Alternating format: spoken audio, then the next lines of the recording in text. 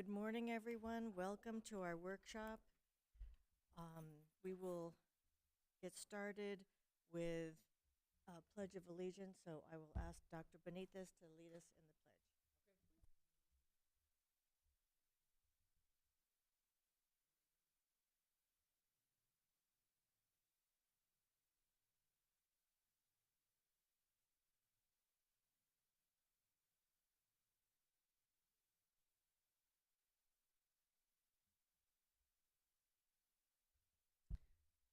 So I will ask Mr. Rail to take a roll call and establish a quorum. Member Lopez. Member Otto. Here. Member Craighead. Here. Member Benitez. I'm here. Just clarification. Ms. Craighead and I are going to be sharing mics. Thank you. Thank you. Member Miller. Here. And Student Board Member Nwala. Here. Okay. Thank you. We have a quorum.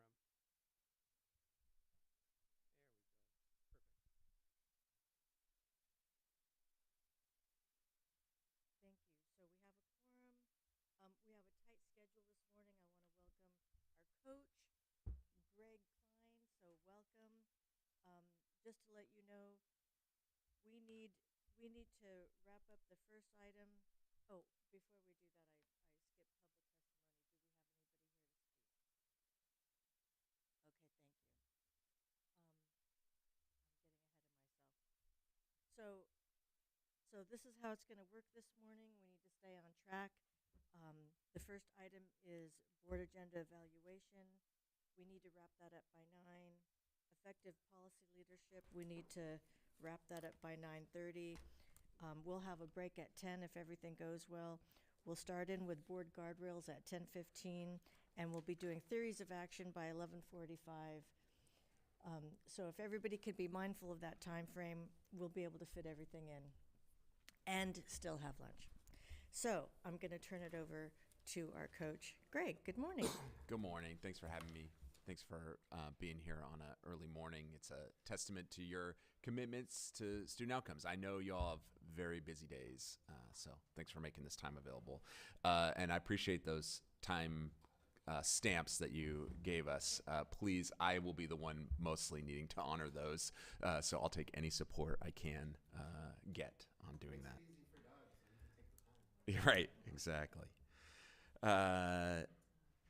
We're going to hop right into agenda review. Our way into this is actually one level above agendas. And so for this, if you want, it's open note. This is open note. You hopefully have a copy of your manual around.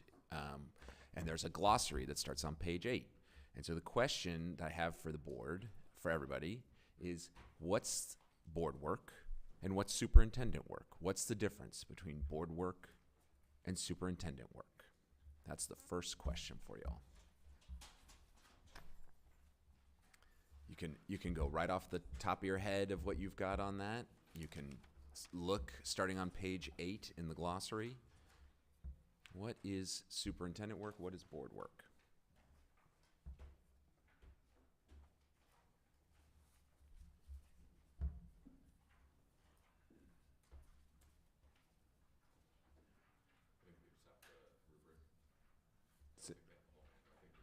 Oh, we don't have the glossary?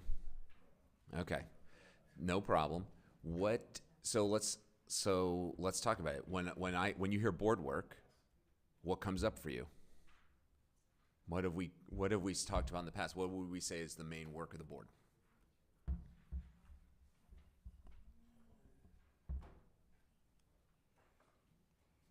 Member Miller? Yeah, I'm just making sure that I choose my words. I would say, at least from the work that we've done lately, the work of the board is really the oversight and governance of the board goals that have been created and really protecting the community's values in which were set during our, I don't want to call it an investigation process, but visioning process, yes. Yeah. Anyone else? Yeah, I'll add. Thank you for getting us going, Eric. I think I remember from the readings, Craig, the words. Actually, I'll start broad with like Eric.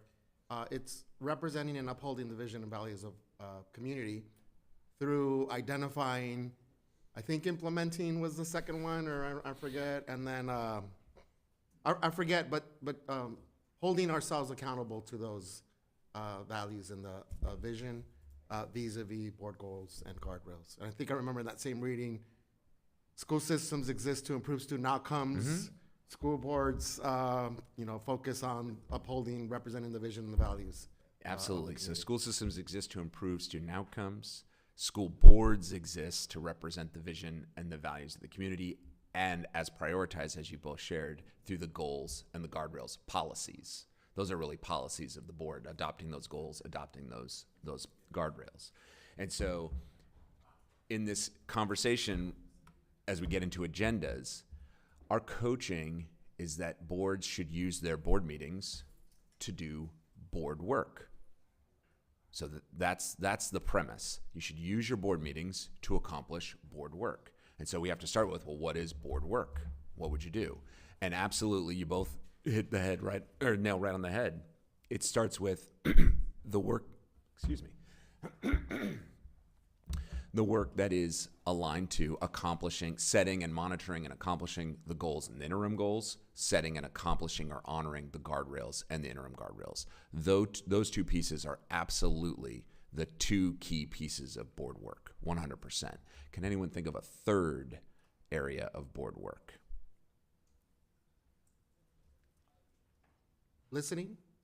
Listening is definitely, you can't accomplish the goals of the guardrails or even know how to set those if you haven't listened. Absolutely. Thank you.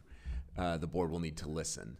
So Greg, the way that I sort of interpret listening is active listening. So what we're listening to should be reflected in our agenda. So I think the whole point of us monitoring and counting how many minutes is, are the items on our agenda, to go to, back to the topic, student outcomes focused.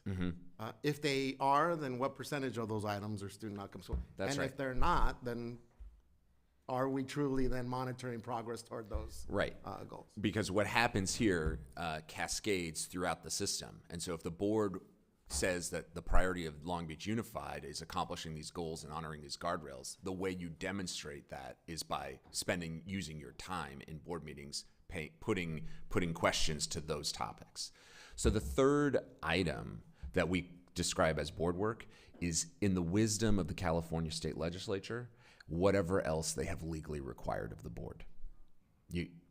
That's our coaching. If the state says you got to do it, you have to have a public hearing on it, you have to approve it, you have to have a this or do a that, that's board work. Okay? So there's two ways we think about this divide between, or what is board work. One is, we just named three things. That the work of the goals, the work of the guardrails, and what else is legally required. So you can think of it as three things as board work. If you like it even simpler, you can think of it like this. There is the work required of you by the state and the work you've chosen to take on for yourself.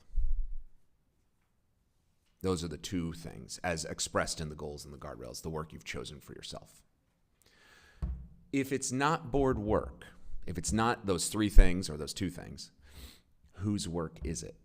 Superintendent. Superintendent's work.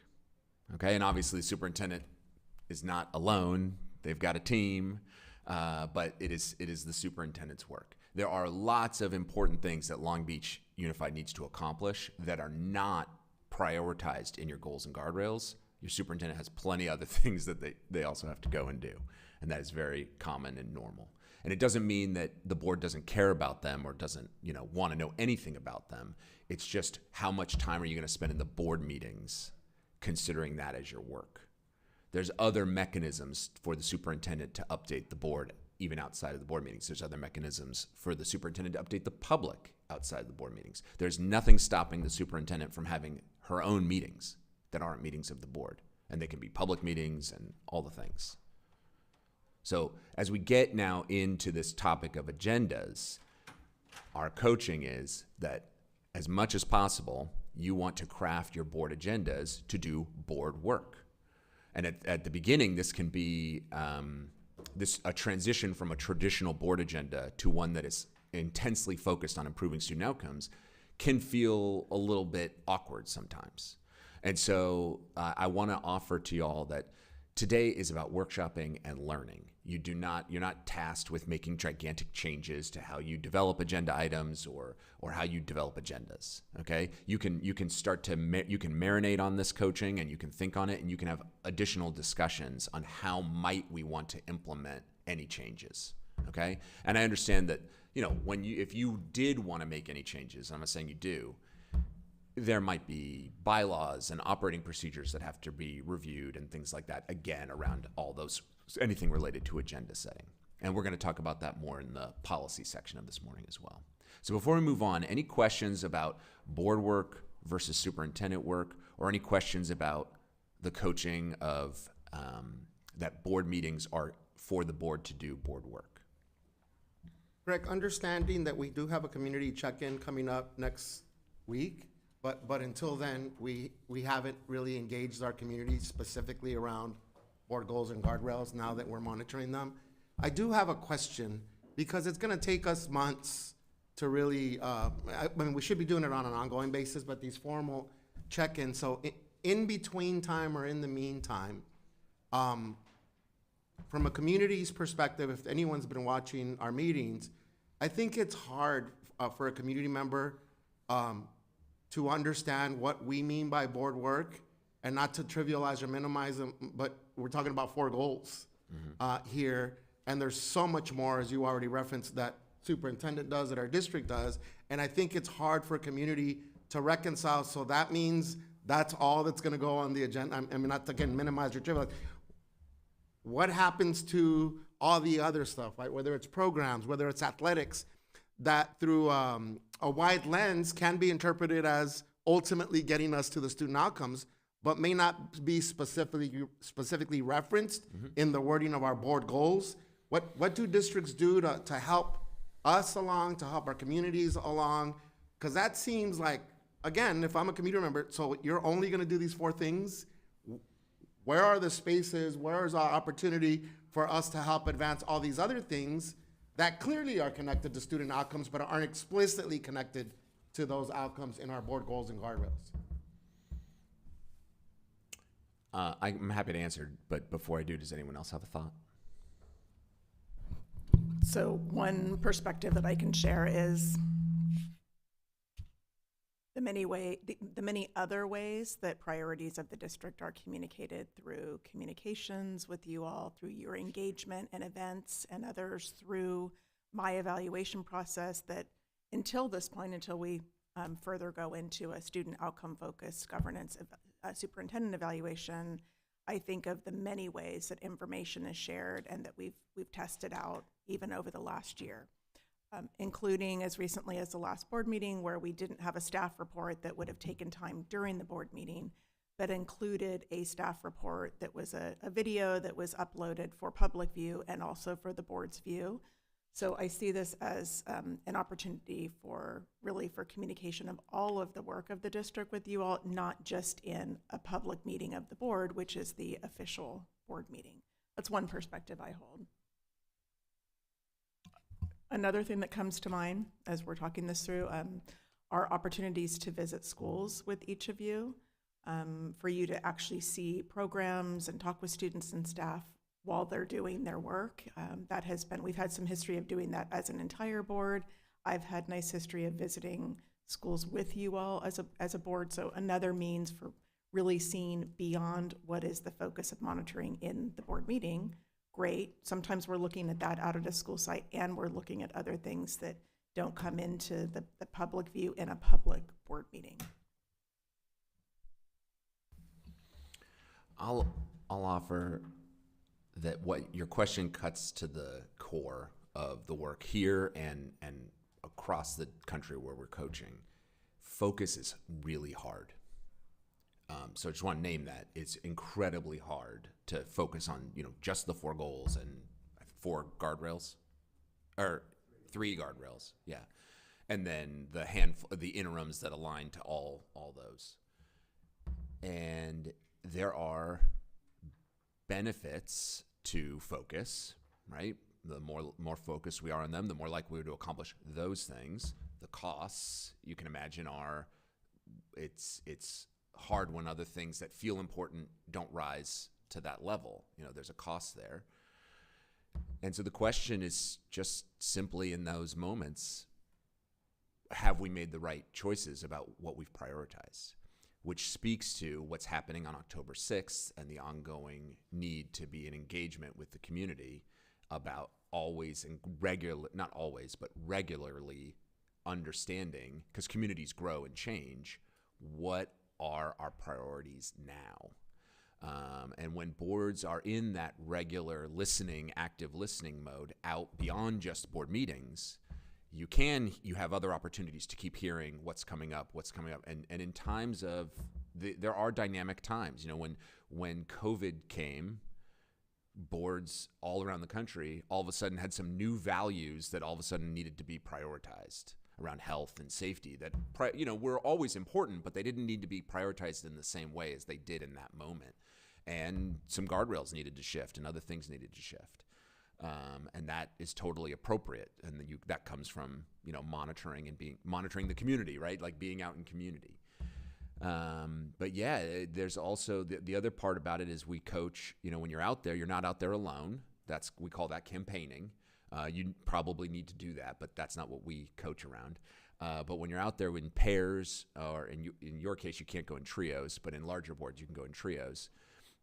You're governing. That listening is part of governing instead of campaigning. And you have the opportunity to hear one another and practice the language of helping the community focus. This is not about leading community where they don't want to go. Like, that's where the listening comes in. But it is about leading community in being honest with ourselves, all of us, about what it means to focus and the trade-offs, and not pretending that we can accomplish everything. Like, the research is very clear. School systems that have one goal are likely to accomplish that one goal.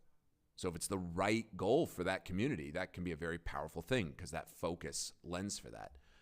Our coaching leads, you'll see it in the manual, do you remember in this part, how many goals do we recommend a school board have? Yeah, 1 to 3, definitely no more than 5. And that simply just comes from research around organizations, that once you start stretching your resources thinner and thinner, you're just less you'll only accomplish 1 or 2, which is still better than none, but it's not, you're just less likely. Once you get into setting 7 goals, you won't even accomplish 1. And there are districts all around the country that have, 100 goals and 500 goals, and it's just pure pretending. So the question is absolutely the right one. In my mind, it boils down to focus. And so the question then is, how else can we help community and boards and staff? We are all, and coaches, we are all well acculturated and trained in our traditions, in the way things have always been, and that sort of those behaviors. And those behaviors are getting us the results that we are getting, that we are seeing right now in our student data, in our relationships with one another. Whatever our behaviors, whatever my behavior is now, that future is already written. And that's what we're already on track for. If that future is what we desire, if we're getting the outcomes we want, we should hold on to those behaviors. And where in the system we're getting the outcomes we want, let's double down, let's expand, let's keep going. Wherever we're not where we want to be, our role is to look inside and say, what else can I do differently? Where else do I need to focus? And what are the benefits and costs of my current behavior? What might be a different set of trade-offs? How might I get what I need and the system get what and have the system get what it needs? So we're going to all be together. Most of us are going to be together in about 10 days, and so we'll definitely talk more about this work then. But it's very common coming out of our 2-day workshop that boards turn around and they say, hey, can we make more of these workshops available for community?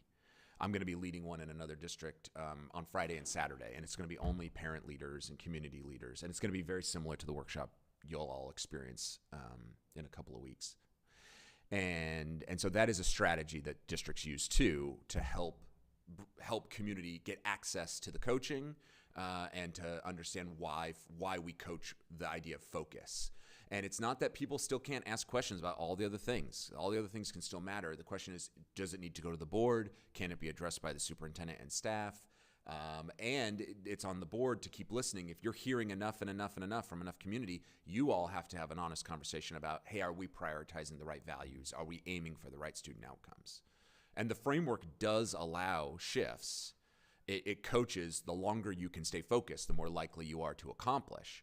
But it doesn't like say you can never change. And in fact, it says that's why we don't have 20-year goals. You have time-bound goals to force you to say, okay, we better go out and make sure we're out and listening and set fresh goals that are aligned with what does the community want now. So on agenda review, let's talk a little bit about maybe tonight's agenda, because so I'm going to pull it up. I've got it in front of me. And I just have a couple questions for you. I was going to divide you up, but do you have a copy of tonight's agenda? Like, you do? Oh, great. Then we can quickly pair up. Take 5 minutes, and here's your job. Just pair up with, you two get to pair up. Well, Doug and Diana, that's fine. Naza, yeah. And your prompt is simply, as you go through tonight's agenda, just ask yourself, is this agenda item about the goals? Is it about selecting or monitoring goals and interim goals? That's the first question. The second question is if it's not, go to the next question. Is it about selecting or monitoring guardrails or interim guardrails? Because those are board work. And the third one is this legally required of the board? Is this legally required of the board? Let me just be clear, you will have board items on the agenda tonight. I haven't even looked at it closely, that are not board work. For example, the Pledge of Allegiance. Is the Pledge of Allegiance legally required? Is it about the student outcome goals? Is it about the guardrails? No. You can still do it. Like, I'm not here to tell you you can't do the pledge. I'm not saying that. I'm just as an example, you will have things on your agenda right now that are perfectly reasonable that aren't board work. But let's not pretend. There are boards in this country that skip the pledge. It's not board work. But I'm not asking you to make that choice, and don't skip it tonight. It's on your agenda. So go through and just mark each item. Is it about the goals? Is it about the guardrails? Or is it legally required? If it's not, just mark it other. Yeah, Eric. So earlier you used a more focused approach where it was, is it required by the state, or is this required by us? By the board, yeah. By the board. Would it be wrong for us to take that approach instead of the three-tiered? Try the 3-tier for now, for this Okay. exercise. Yeah. Okay. So about the goals and about the guardrails, legally required. And I'll broaden legally required. If you have adopted local policy or municipal policy, doesn't it just have to be the state? But if you have local board policy that compels you to receive a report on something or approve a contract above a certain financial amount, you can consider that for now legally required. You've made it, you have through policy required it of the board, or the board has required it of the board. So just take 5, this is just a practice, just an exercise, just go through your agenda and just see what you get.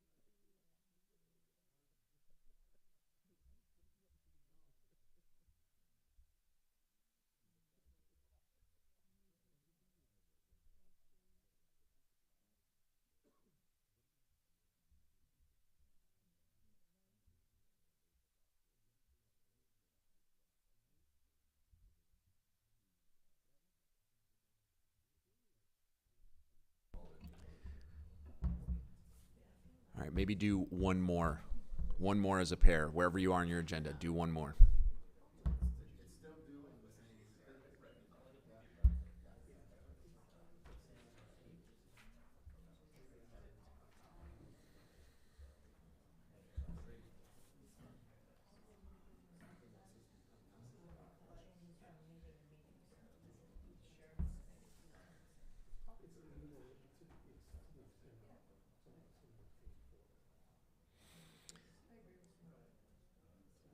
All right.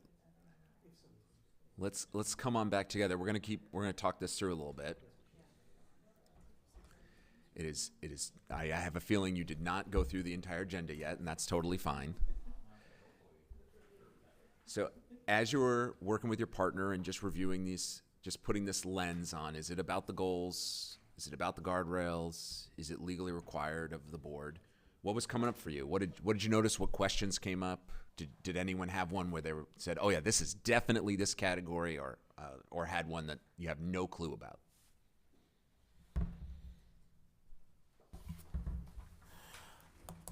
I wouldn't say that we had any that we didn't have any clue about, but there was, when we looked at our consent calendar and our movement towards the consent calendar, one of the things that just gave me further confirmation about what goes on the consent calendar is really work with the superintendent and her just confirming a lot of the activities that has occurred and some of the legally required stuff, but more importantly, like, it helps us, well, 2.5 years ago, we came up with the suggestion of moving to a consent calendar so that we could speed up the actions of the board meetings. But it was just another kind of just a clarifying moment, like, yeah, that makes sense. Yeah. Consent calendars are a tool boards use to help focus.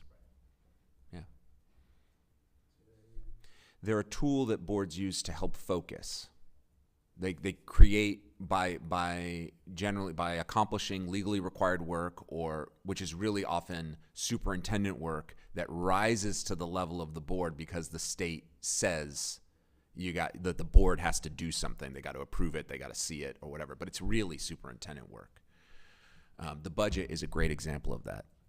The budget is definitely a tool for management, but in the state of California, you're legally required to approve it. So it's going to be on your agendas. What else is coming up for folks? Oh, and as you're thinking, one more thought on the consent agenda is simply that, and so everyone hears this, our coaching is that if an item can be placed on consent, if it's legally allowed to be placed on consent, when you're drafting your agendas, our coaching is start that item on consent. That everything starts on consent, and then only as needed, if it needs to be pulled out or prioritized in some way, pull it out. So Greg, we had a good conversation about item 16.1, new business in the agenda. And it's around our reimagining school safety. Our by deduction, we associated that with guardrails. But it's not necessarily, very direct in terms of board goals and guardrails. It's more inferred. Mm-hmm. For those items, how do we think through whether that's Yeah.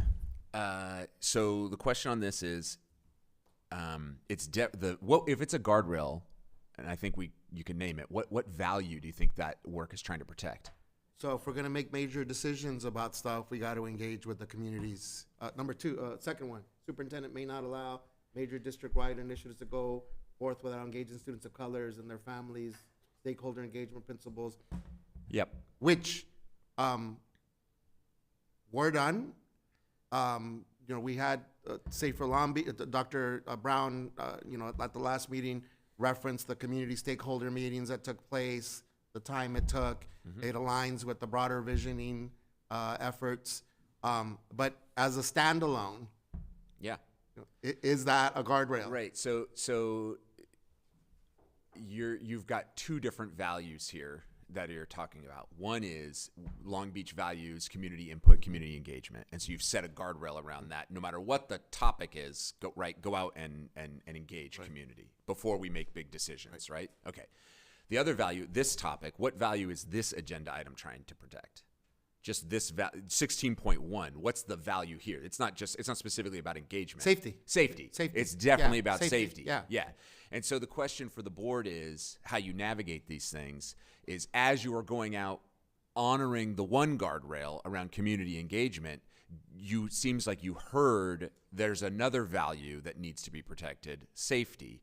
And so our coaching would be, if it's really that important, elevate it to the level of a guardrail.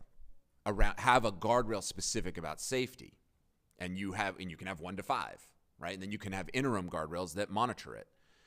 If you're out there and you're doing engagement because you're honoring that engagement value and that guardrail, and safety comes up, but it doesn't if it doesn't rise to the level of the board needing to prioritize it in a guardrail, that doesn't mean it doesn't happen. It just means the superintendent, what about this work tonight when it's new business? Is there an action? It's an action item. So tell me a little bit about it. It has a legal requirement associated with it. There you go. Yeah, it has a legal requirement. So the resolution meets the legal requirement around post-certification for an organization. So what I'm hearing then is the superintendent is accomplishing some legally required work and there's a component of legally required work that requires the board to hear it or approve it or something. Okay. To resolve. Okay, to resolve. And the way the superintendent did that work included honoring the other guardrail around community engagement. So so you have a new action item, and it's legally required work. So there you go, it's on there. Now the next question is why isn't it on consent?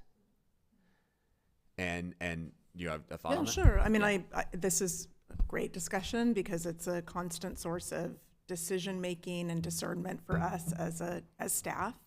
And we have used consent as much as possible, especially when it is our annual approvals, standard business that will not require questions often, or questions that can technical questions that can be asked through our regular communication with one another. And then when there's something that would require additional, is new, is as big as reimagining school safety, we've just used the process of discerning. We believe that the board will want to have further discussion or have staff step up and report, and rather than requiring you to pull it off of consent to do so, then our discernment has been to have it as a new business item because it's not a standard practice or annual approval. Yeah. And so those sorts of, that level of thinking through where to place it makes sense. And this is where our coaching is not that the board spend 100% of its meeting minutes monitoring student outcomes. That is not our coaching. What is our coaching about the percentage of monitoring? 50. Up to 50%. Leaving you 50% of your public meeting minutes to do what? Other things, but within what?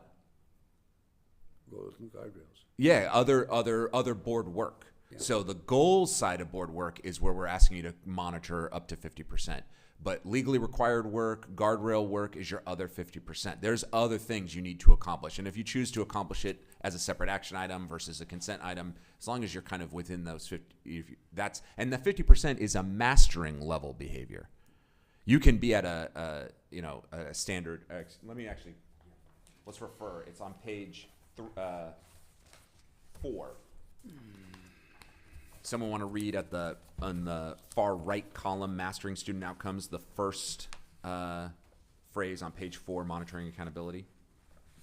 Board invests no less than 50% of its total board authorized public meeting minutes each month into effectively monitoring its goals. Yeah. And so I don't have I don't have all the data yet. Doug has tracked the time from the last monitoring meeting, but he and I haven't had a chance to connect on it yet. But watching the meeting, it was a substantial couple of conversations. And Maria Isabel and I, she shared the just recently. We also haven't had a chance to connect on the effectiveness of the conversation. But at the high level, it was an effective conversation. So tonight, when you go and you're monitoring yourself, if I were scoring you, I believe at least for September, you not only monitored, I believe you were over 50% student outcomes focused, but it was an effective monitoring conversation. So just so you know, when you get there, that's a mastering level behavior of boards. There are boards who monitor 50% of their meeting. They get to the 50%, but the conversations aren't that effective. And our coaching, just so you're clear, our coaching is that then those minutes don't really count. Like if it's not an effective conversation, it's not really monitoring. But in your case, what I experienced was you had a thorough conversation, and based on the preliminary information I got from Board Member Lopez, it was an effective conversation. How do you know or measure if it's effective? Yeah, that's a great question. Yeah, thank you. We scribe each question asked by board members during the monitoring session itself. Those are the questions we look at during the actual session. So if you asked a question ahead of time, if you ask it again in the monitoring session, those are the questions that we ask, and we rate those questions on their smartness, and that's in one of the papers that one of the pre-reads. But how was it about the strategies going on, or was it more of a technical or tactical question? Does it reference the data in the report? Like, is it relevant to the data we're talking about and monitoring that night? Is it ask oriented? And here's the only constructive feedback I have for you all as a team as you think about your next monitoring session is think about a lot of you are asking yes/no questions. And our coaching is ask open-ended questions. So try and it's not, we can practice reframing them. And that's probably the lowest hanging fruit, and your conversations will shoot up even more effective. The good news there is that's also that ask orientation, I would say, the fact that that's like where you're getting your lowest scores in terms of your questions, it's also, it's not having that big of an impact on the actual conversation because your staff are still going to treat yes/no questions as open-ended questions. They're still going to say yes and they're still going to share more. But it's more effective if you actually give them an open-ended question. If it's a results focus, if you're actually the next step of whether or not it's an effective question is we try and discern, is this board member really trying to understand what's going on in this data, or are they just trying to share their opinion? And really, are they just trying to tell the superintendent what to do? And so our coaching is to dig in and try and understand. And then the last part is it a time-bound question? Is this question trying to understand what occurred in the past, or is this person asking about the future? And our coaching there is you cannot monitor the future. You can only monitor the past. So most of your questions, we say about 80% of the monitoring questions, you want to be looking at what occurred in the past. And near the end of your conversation, if you have well, so what now, superintendent? What's going to happen now? Couple of questions. That's perfectly reasonable. But you want to spend the bulk of your conversation learning about what occurred. And we can, Director Lopez and I went a little deeper on all of that so that she could play that volunteer role. And as that role rotates through the board, I'll go deeper with each of you on those effective monitoring strategies and how to monitor the monitoring. Yeah. Yeah, so I got a time check. So the good news here on this conversations about agenda, it leads into we're going to keep you want to go into policy next, I think. Yes. Okay. So as we make this transition, we're not leaving the agenda conversation. We're just broadening it to policy. And so in our coaching, we've got 4 areas of policy that we say that board members, and this is just very different than what different state board school boards associations, have very large policy manuals. And there are great benefits to having a super large policy manual. What might be some of the benefits of adopting, thousands of page policy manual? Cut off a lot of conversation, Vicky, and say, well, there's a policy about that. It could cut off conversations. Yep. Reduces ambiguity. Could reduce ambiguity. I experience this tension between engaging the community and what it is that the community wants, and if they don't get this thing that we're having trouble figuring out, how are they going to figure it out, or are they going to figure it out? And I mean, these are not yes and no. Somebody can't make an impassioned speech about safety and how important it is and have you say thank you. And I mean, they want to hear more than that.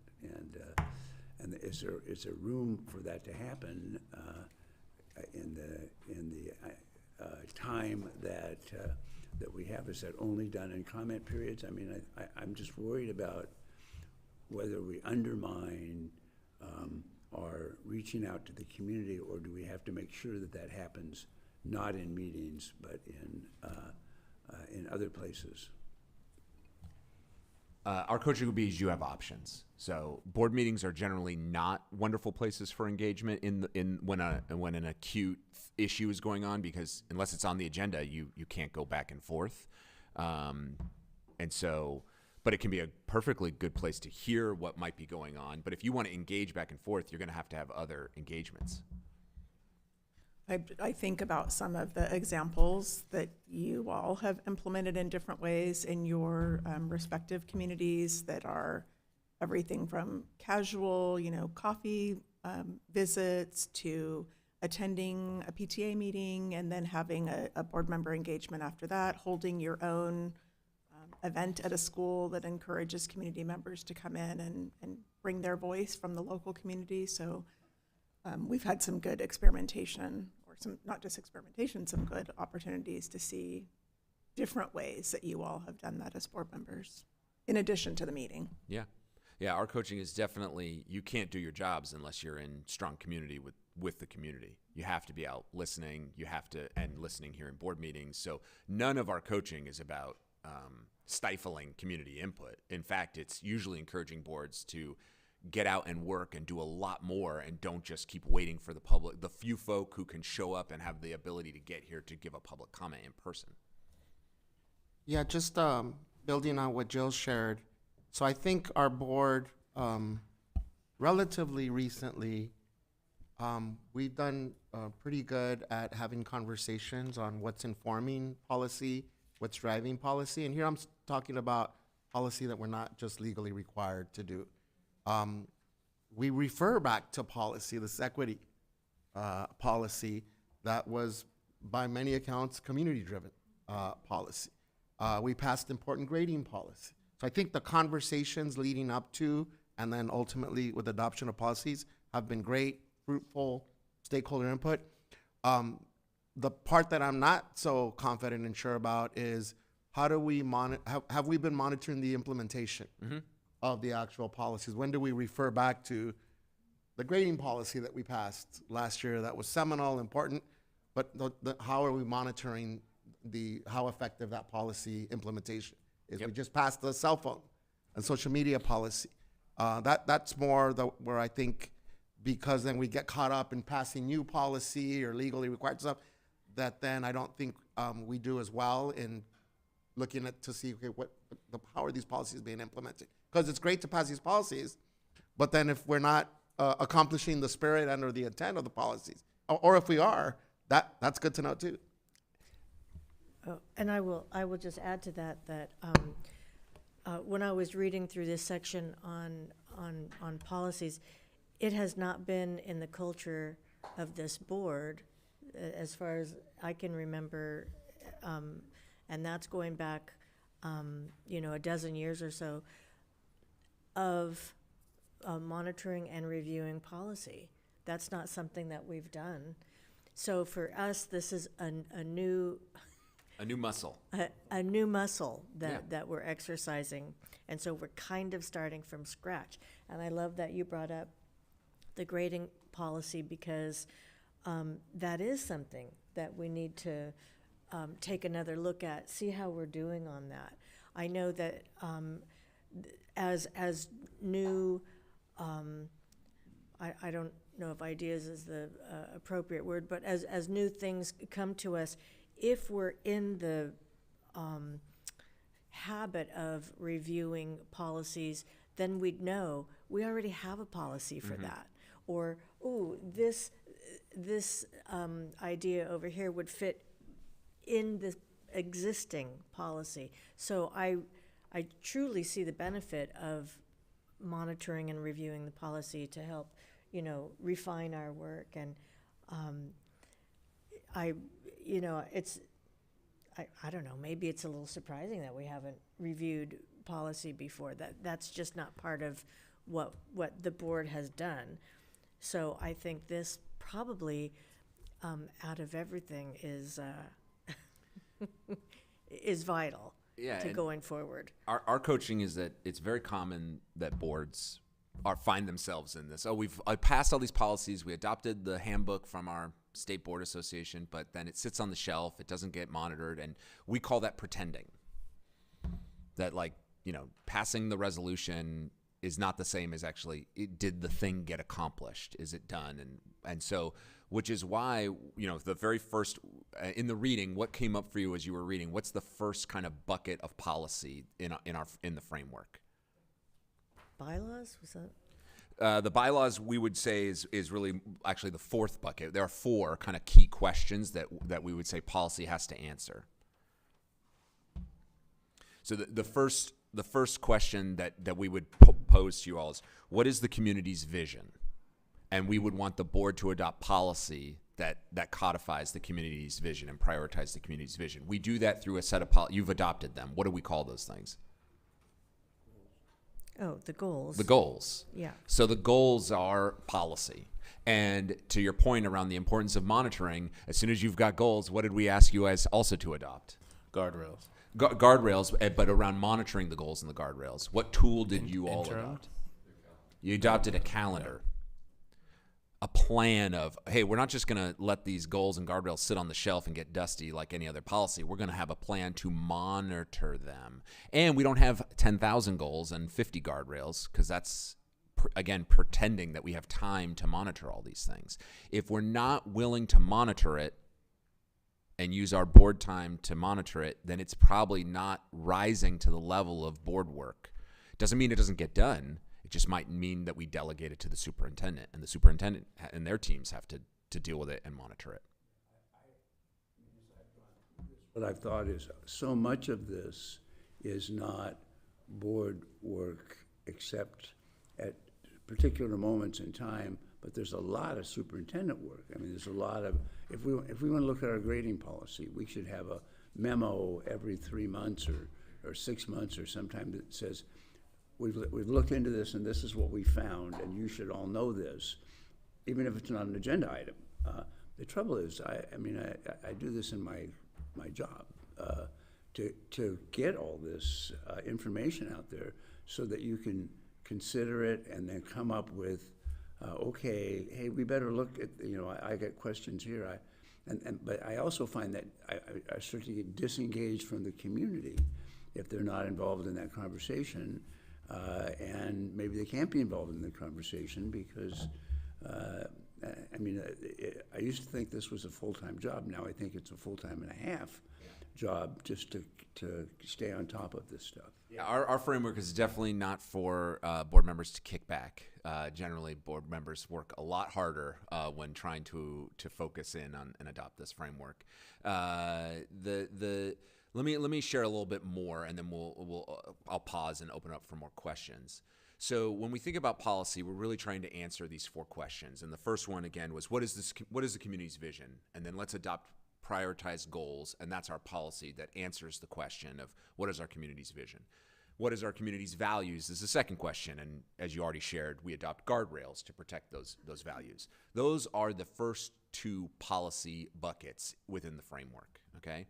The third one gets, and I want to point us to, I think it's, page 5. It's also, for public who are watching, it's page 7 of the workshop materials is the specific reading on effective policy leadership that you're making reference to as well. Thank you. I think I had it wrong it's not page 5. It's page 6, Unity and Trust, Approaching Student Outcomes. It says the board reviews all policies governing board operating procedures at least once during every length of time equal to a board member's term of office, which is a long way of saying in Long Beach, how many years? 4 years. So this specific part is reviewing your bylaws, which gets at the the fourth bucket, which is how does the board want to relate to itself and to the community? Those are your bylaws. That's the question you're answering. What are the rules of our engagement here? Those are our operating procedures, and how frequently, how are we going to engage with community? How is public comment going to work? How are the other engagements going to work? All that sort of stuff. How frequently are we going to go out and re-engage with community and open and update them on how we're doing on the goals and the guardrails? So any policies about that is a bucket of policy. That is definitely the board's work to figure out and decide. And you all worked through a review recently of your operating procedures, of your bylaws. Our coaching is to do that at least every 4 years. But you can do it more regularly, and you can do it anytime something comes up that you realize a bylaw is not working for you. You can put it back on the agenda and discuss it and update it. Okay? So I'm up to 3 buckets so far. Policies about the goals, policies about the guardrails, your board operating procedures, and then the fourth one is there's usually not a lot of policy within this bucket, but it's policy that speaks to your relationship with your direct reports. So in this case, you have one direct report, Dr. Baker. Okay, so whoever's in the superintendency, the policies that govern how are we going to hire them, how are we going to support them, how are we going to evaluate them. If you have any policies around that is a bucket of policy. With any in some states, boards have legally required to have more direct reports. Like sometimes the CFO reports directly to the board. So any policies, though, they're about your relationship with your superintendent. That is a level of policy. There is a invisible fifth bucket, which you've kind of named, which is, again, anything else legally required of the board. We refer to that's really superintendent work. And so in your language, that might mean there should be administrative policy around whatever that is. Like, I believe the state of California recently said you've got to have a cell phone policy. It became legally required.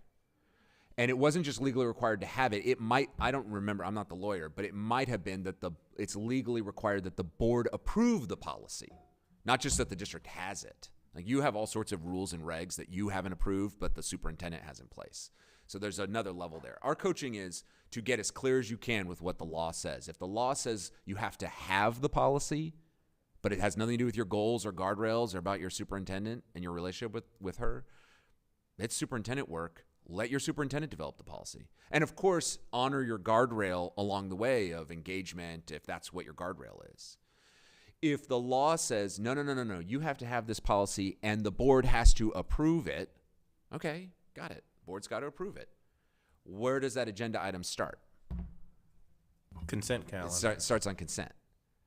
Now, maybe it's legally required and through the engagement, there's a lot of other values-related work, and the superintendent, like with the safety one, wants to make the call, you know what, I'm not going to put this on consent. We need to use some of our other 50% time. We need to give this a little bit more air because it's rising to the occasion. You have that flexibility. You have those choices.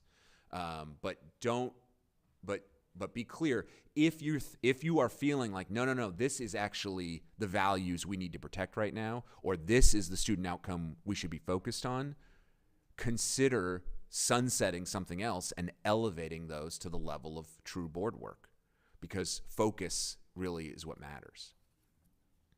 So that was a lot about the kind of 4 buckets and the legally required bucket and some intention there. What's coming up for you?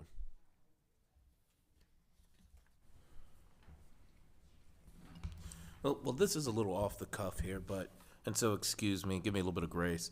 I guess the part where when I think about the number of policies that we have, and obviously, let's call it governing these policies, I always think of them as systems that work together. So let me use an example. So it's probably an overshare, but I recently went to the hospital. When you go to the hospital for something that's a fairly vital illness, they'll hook you up to an IV. They'll sometimes give you antibiotics. They give you water to make sure that you're hydrated. And so you're getting all of these things that all work together to make sure that you are well.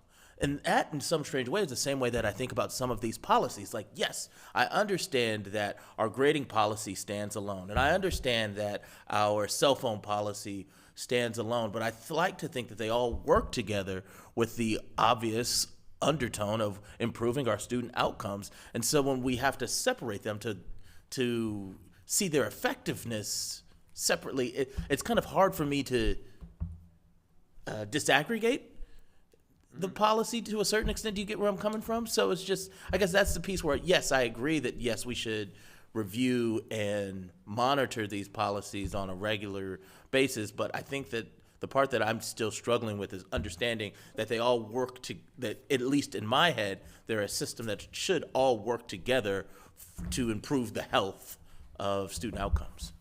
Yeah, I think that makes sense. And so, and just like with a doctor, they're going to, there's some certain vital signs and vital data that you focus on. And then there's different nuanced data depending on what's going on and what you need to, and there's plenty of data that doctors receive and ignore because it's not pertinent to the what's happening in that moment.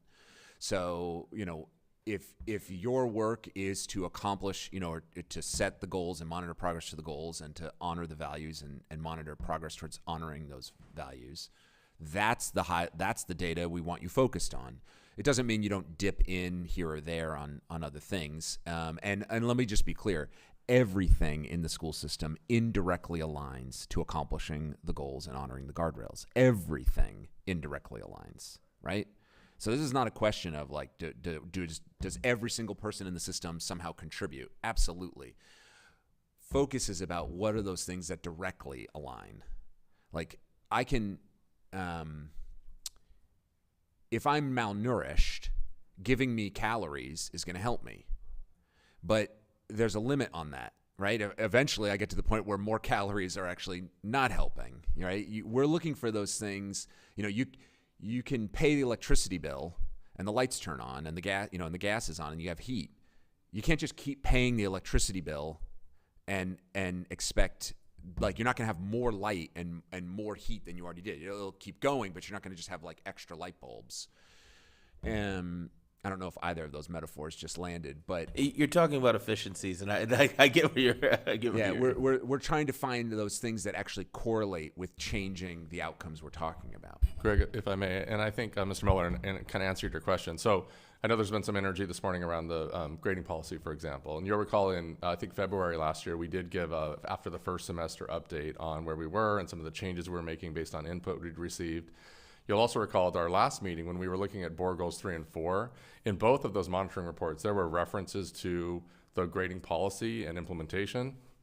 And I think that's a good example of actually bringing two policies together. So the policy of the goals 3 and 4 that you all set, and the policy of our grading policy coming together. So I think it's a good example of bringing two together.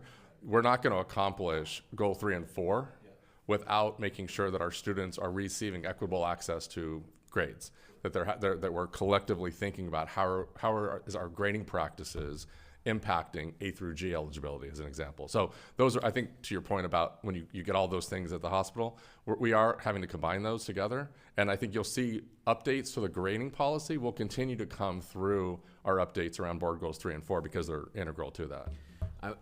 Thank you for that. Wherever the board and staff can accomplish monitoring or celebrating policies or wins or accomplishments in alignment with the goal and guardrail monitoring calendar, do that. Absolutely. If part of informing and monitoring goal 3 is some other, how is the implementation going on this sub-policy, this grading policy, bring that in, and then not only are you monitoring both policies, as you say, combining, but all in our coaching, the minutes you're spending doing so all count towards student outcome focused minutes. Whereas if you pull out the conversation to have its own separate conversation unaligned to your monitoring calendar, that's not in the numerator of the math. I know Juan and Doug actually did the time tracking, so they have the numerator denominator minute frame in mind. I also mentioned, you celebrate students regularly at your board meetings, which is fabulous. The more the board can celebrate and use time in board meetings, aligning your teacher celebrations and student celebrations to accomplishing the goals and the honoring of the guardrails, aligned with the calendar for when you're monitoring those interim goals and interim guardrails, those celebration minutes all count in that numerator as well. So there are opportunities to combine, absolutely, and to see the connections within the focus of the goals and the guardrails. So on that last point, Greg, so this is how I would read your sort of observation. I often get the sense that we're going uphill in both directions. On the one hand, we're trying to be more efficient. We're trying to limit meetings and time overall and maximize on the time that we have, right? So we don't want to have an 8-hour meeting. I think that's a value that we, at least not on an ongoing basis. But yet there's all this work involved in getting us to where we want to get. And when I want to take the policy example that you gave, Brian, I think it's an excellent example because that's exactly what I was thinking. We referenced the grading policy through our monitoring calendar. So much of this has been, to your earlier point, Diana, about the culture, about codifying practice as well, while we're lifting up values that are seen in our board goals and guardrails that either were being done, by many measures, the district was very successful at some of the things that we're now hyper-focused on, but were being done without certain systems or procedures or policies being in place. We have a ton of policies, Greg. We have a superintendent advisory group dedicated to budget and policy. I'm on that with Diana. We have a queue, thanks to Jeff and all the work that the team's doing, of so many policies, notwithstanding bylaws and legally required. We just highlighted 3 major significant policies. I think it's hard to try to be focused and effective and efficient while we're adding more work to both the staff, the executive team, and ourselves through this. So that's my reference of going uphill both ways. What I feel either is hard to interpret, hard to understand, and or quite frankly, our community. And I'm hearing from our community, hey, given the current political context and landscape, what our communities are suffering, whether it's our disability communities, our immigrant communities, these values have been there for our district, but they demand and quite frankly deserve policies, right?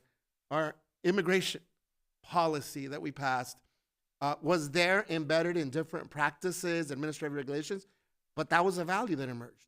Our disability community right now is demanding. We have a reimagining of our CAC, right? Certain processes and procedures. So I guess what I'm getting at, Greg, and I'm looking forward to in 2 weeks, all right, reconciling that, not amongst the board, right? Because the board, we decide what's on the agenda, but reconciling that through a community engagement lens, I think we go uphill in both directions because on the one hand, we're having these town halls, more stakeholder input, we're being authentic to the guardrails and making sure that we check in with communities while we're saying, but we're gonna cut our meeting time, we're gonna maximize our time, and yet we're adding work. That's where I feel like, again, the breadth of what we're doing, Greg, is hard to then reconcile the time spent, the energy spent, the work needed to be done. And one of those things is policies. Like, we're going to need policies to both advance priorities, but also to reconcile those values that may be there, embedded already. And so I just quite frankly don't see us reducing our time on the policy stuff. Just honestly speaking, Greg. Yeah. And our, we do have coaching around length of board meetings. And that just, just to be clear, that just comes from if it's midnight, chances are most humans just don't make their best decisions late, that late. That's where that comes from.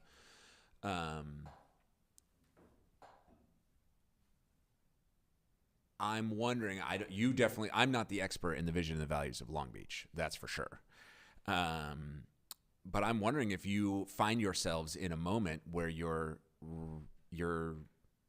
hearing a lot of values work, and you're wondering how we're going to accomplish this all. And so I'm not here to give you the answer to that, other than it sounds like you're doing the right listening if you're hearing these issues of values-related issues coming up from the community. That sounds good, and this is the work of the board, is to wrestle with, do we have the correct guardrails for the times we are in now? Because the moment you have when you have the guardrails that are prioritizing those values that most need protecting now, and then you have a monitoring calendar, you have interims aligned to that, then you are monitoring those prioritized values and those prioritized guardrails.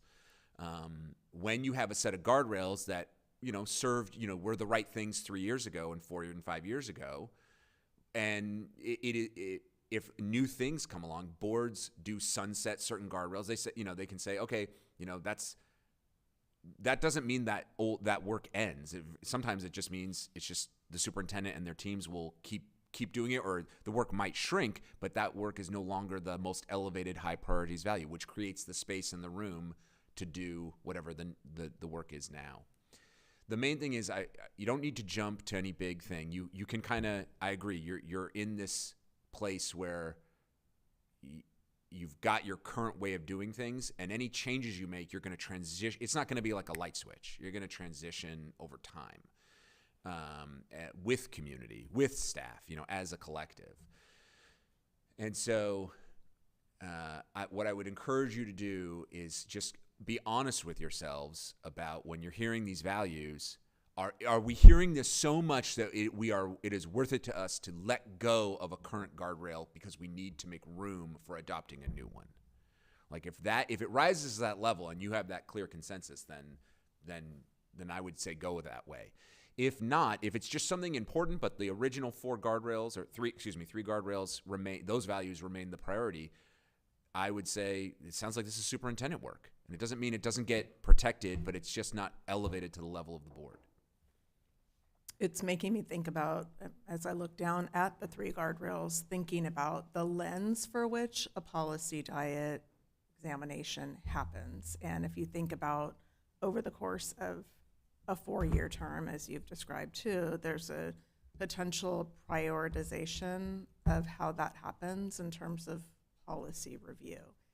And so I'm recalling even in the last year, as the advisory group, now served on by Diana Hanwan, started to look at policies at that time. And it actually was before the bylaws became the focus area, or the review and adoption of bylaws became the focus area. Part of your work was centered on thinking about how policies related to the excellence and equity policy that should change more of the actual, more generalized policies to align, especially because that was a values policy that brought out community voice. The primary authors that engaged with Dr. Brown and the team were community voices on behalf of the community that you represent, that all of you represent, serving in many ways as participants, extension of you as board members to represent the voice of community on the group that wrote that policy. So it's bringing me back to something from a couple of years ago that I think just there was a step aside to address some of the other things that you all wanted to address in terms of your board bylaws. So I guess it's not an answer, but perhaps it's our own wisdom back to us that is what to do next in terms of how you think about over the course of a board term or that 4 years, how to prioritize first. The first year is primary policy in alignment with the guardrails, a guardrail that actually names the Excellence and Equity Board policy as a foundational aspect of what the superintendent can't do, along with engagement of community, which I hear you all talking about, as well as focusing on educational and racial equity in terms of programming. So. Yeah. The good news on the interims, whether they're goals or guardrails, is that whose work are the interims? Who gets to decide those? Superintendent. And the superintendent, if they need to change, if they found a new way of measuring progress towards honoring a guardrail, through the level of policy reviews or something, if there's a better way to indicate progress towards honoring a guardrail, the superintendent can make that shift whenever they've and their team come to that realization. And our coaching there is update the board, readopt the monitoring calendar as needed, and that kind of thing. The other part of the manual where policy is referenced is page 4, monitoring and accountability. And it's a mastering, and this is the other part I wanted to share. It's a mastering level behavior. So the bylaw review is an approaching level behavior. Doing your bylaws every 4 years, that's approaching, and you've recently accomplished that. This mastering level one on page 4 says the board, I apologize, page 5, communication and collaboration. It's still mastering. The third one down, the board has adopted few enough policies that the full board as a whole is able to review every policy at least once every 4 years, right, during the length of your term. That's every policy, every single policy. Every single policy that the board approves. And I'm telling you right now, you have policies written and unwritten that the board does not approve, that is superintendent work, and that never come through the board. You have like a bell, maybe bell schedules do get approved. I don't even know. But bell schedules are policy, and you're not approving them, but they exist. Wherever a board stops talking and doesn't have policy, the superintendent can have as many policies as they need to run the school system. That is not a problem. So just to be clear, if you chose not to have a grading policy or an equity and excellence policy, superintendent still could. It's just that it doesn't need to be monitored by the board. So, and it's fine to elevate it to the board level if there's some sort of value you're talking about. But over time, this is the frame we would ask you to approach policy. Is it about the goals and the guardrails? Is it about the goals and the guardrails? Is it about our relationship with the superintendent? And the fourth one, is it about how we're in relationship with each other as a board and with our community? Everything else, there's going to be lots of other legally required policies. They're generally superintendent work. I mean, you are not elected to be experts in cell phones. You are straight up not elected to be experts in cell phones. That's the state required it of you. I get that. And so I'm glad you passed a policy and you've complied with the law. That is definitely our coaching, to comply, go ahead and follow the law. But you're not expert. And frankly, probably your staff weren't experts either. But they had to go out and become experts, I bet. They had to go and learn a lot and engage and do a whole bunch to figure out what that cell phone policy is. And it's probably true that they didn't get it exactly right. It's probably going to need to be monitored over time, and the policy might need to be adjusted. That's also perfectly reasonable, right?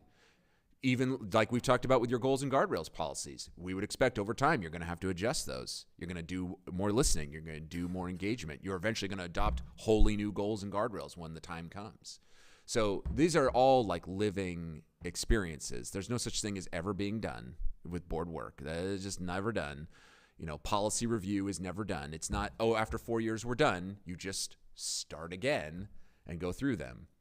But the idea of having so few is that if you have all these policies that are on your books and you're trying to monitor them, you are unlikely to have enough time. Even with 8-hour meetings, you won't have enough time. So our coaching to you is just get clear on what are the policies that are most important to us that we want to monitor. And if they're so important to us, let's get serious about it. Let's put it on a calendar.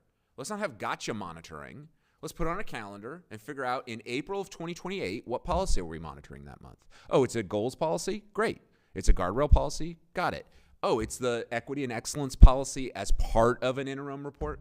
Got it. But let's get clear. Everything else that's not on that calendar, and I know we didn't talk about the policy review when you were adopting the monitoring calendar. This might be new, but you could, the next time the board needs to adopt a monitoring calendar, you could put all the other policies on there that you want the board to review. So you have that calendar as well. The board, after that's done, there will be policies that still remain that aren't on that calendar. You're gonna have to just understand that. They're delegated to the superintendent. That's what you're effectively doing. It doesn't mean that you don't have the policy on the books and people can't still have questions about it or have concerns about it, or it might need to be monitored. But that's for the superintendent to monitor and their staff. And if it became an issue, you would hear about it because you're out in community, because you're engaging. And what you'd really be listening for is there'd probably be some value that is being violated in that scenario. And then you ask yourself, Is this value so widespread that needing protection that we need to elevate it and this policy needs to become a guardrail, basically?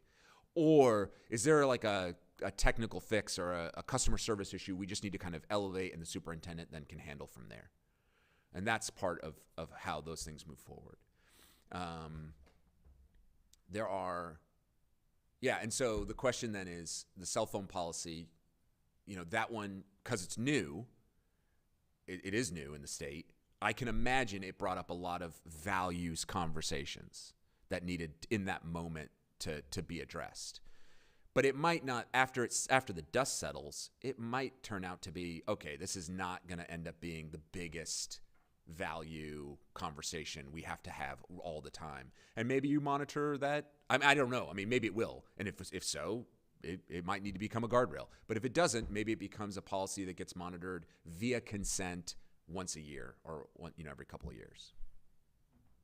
So it seems to me that what has worked for us is something we can revisit now that our bylaws have been completed for now.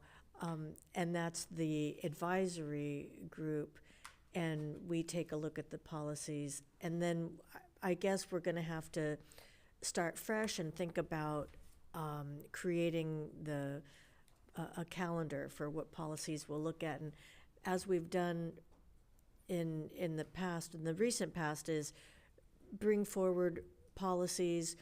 We bring forward maybe 2 or 3 policies for review, and then we vote on it at the next board meeting. And so we'll have to, kind of come back to that system as an advisory group. And so I want to just share.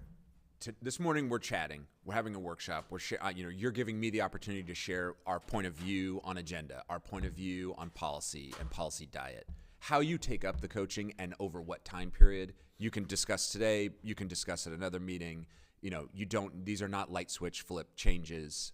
So I don't feel like in a rush. You have time to do this thoughtfully. And if you don't want to make any changes, you don't have to make any changes. These are your choices. The good news, though, in terms of a policy review, you have goals. You have a calendar of when you're going to monitor it. You have guardrails. You have a calendar of when you're going to monitor it. Those are the first 2 buckets. You probably have some policy on the book. It might be in your operating procedures about how you relate with your superintendent. Our coaching would be is try and pull those bylaws out or those whatever those policies are that relate to the superintendency, and just be able to view them all in one place. And then you can add those to your calendar of how you want to review those. That's definitely your work to do. The 4th one then is those bylaws, those operating procedures.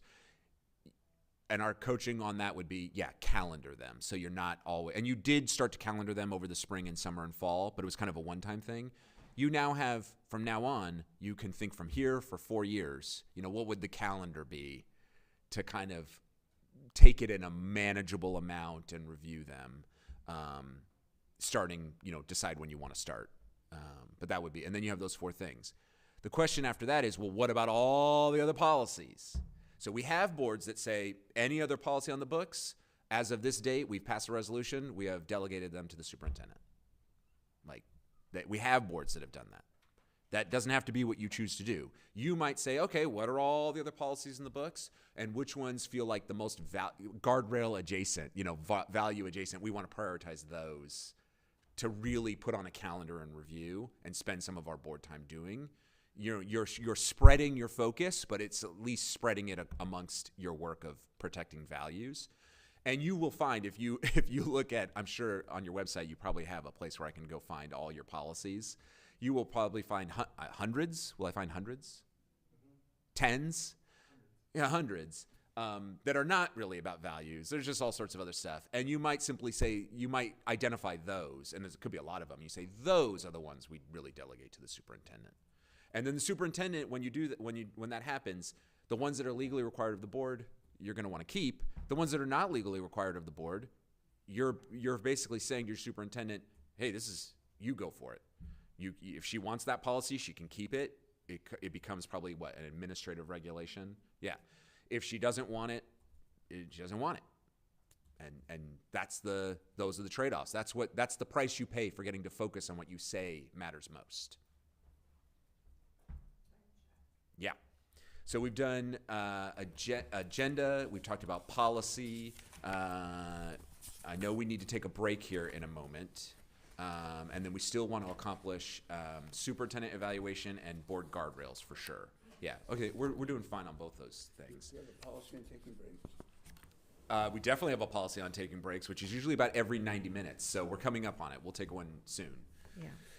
Do we have time to squeeze in the superintendent evaluation process before a break, or should we break before then? 'Cause that's the next I think we'll thing. break before then and come back and do Okay. soup eval and board guardrails. Okay. And probably even theory of action. You guys you're working great. You're going very fast. There was one more thing. I wanted to tie a few things together before we take a break. So we talked about agenda, and we started talking a little bit about time use and then policy review and having policies. And so we have a tool, it's in the manual about how the board tracks its time, and you'll see, there's things in there. I want to give you a page number. Page 22. There are only two things according to our tracker, that are count in your numerator for of the percentage of your time spent focusing on student outcomes. There's only two of this long list of board work items. Okay, they are one. I know you just got trained on. Yeah. What are the two? What counts in the numerator? What count when you're voting on your monitoring, but like what are the minutes that count towards the percent focus on student outcomes? I'll give you a hint. It's at the very top. On page 22. I'm on the wrong page. Sorry. Goal monitoring? Yeah. Goal monitoring and goal setting. Yeah. And you're not going to spend a lot of time goal setting because you've done that. So goal monitoring, goal setting, those minutes count in your numerator. All the other minutes are your denominator with a big old asterisk. And so here is the asterisk. These are the minutes that we pull out of your denominator, that we basically say don't count. The first are legally required minutes of the board. Like, you're legally required to go into closed session on a lot of those things. There's a bunch of topics that you are not to have in public. The state wants you to go into closed session. They're requiring you to go into closed session. And so you can certainly monitor your time in closed session and be effective with your time, and don't drag it on and on and on. But those minutes, we do not count in your denominator. The state of California requires some legal public hearings on certain items. Legally required public hearings, if those, take an hour or 2 hours, those do not count in your denominator. We do not want you to, we want you to comply with the law. Board training in this legally required board training, of course, because it's legally required, that would not count in your denominator. If you have to call a meeting to have your ethics and conflict of interest training or Brown Act training, go for it. Trainings with a certified coach in student outcomes focused governance also don't count in your denominator. And this one comes from AJ had a board that was basically avoiding coaching and avoiding training because they didn't want to ruin their percentage. And he was like, this is not the behavior we're trying to encourage. We want to encourage board members and teams to get the coaching and support you need. So you are welcome to pull that number out of your denominator. So all this time this morning, these couple hours would not count in your denominator, right? Quick clarification. I know we're short on time, Greg, and this is why I was confused at what I was looking at. Are we counting by meeting? I know that we keep track by month, right? Month. And or quarterly, because one of the things that we're self-evaluating us on is what percentage of time. Is that based on, as an example, last quarterly report or this most recent, month, let's say September, we're October 1st, because when you said the 50% earlier, right, I was a little bit confused by, I'm not sure. Ideally, the boards that hold themselves to the highest bar are looking back at the prior quarter. Are we 50% for the quarter? Yeah. Yep. So just to say, there are other things in here that you can spend time on that either don't even count in the denominator or would kind of count in your denominator, but they just contribute on the other 50%. Policy review is perfectly can be time well spent.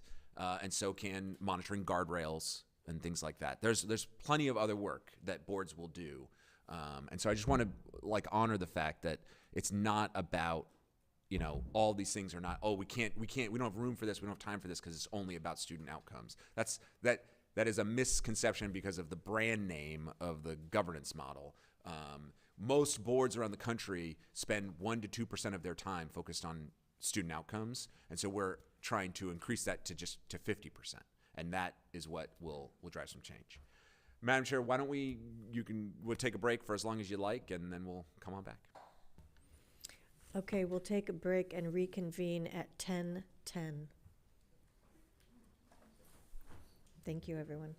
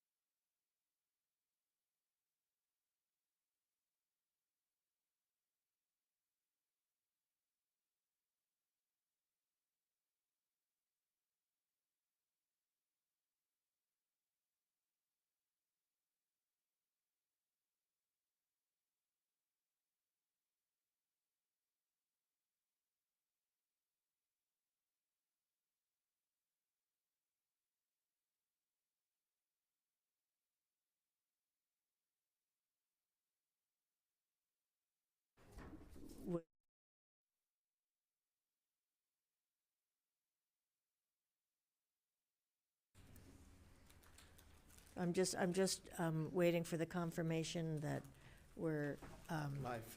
live, that we're good. Oh, thank you very much. I count on somebody from the booth kind of giving me the thumbs up. So yes, we're reconvening, and now we're going to be hearing about the superintendent evaluation process and being effective in that.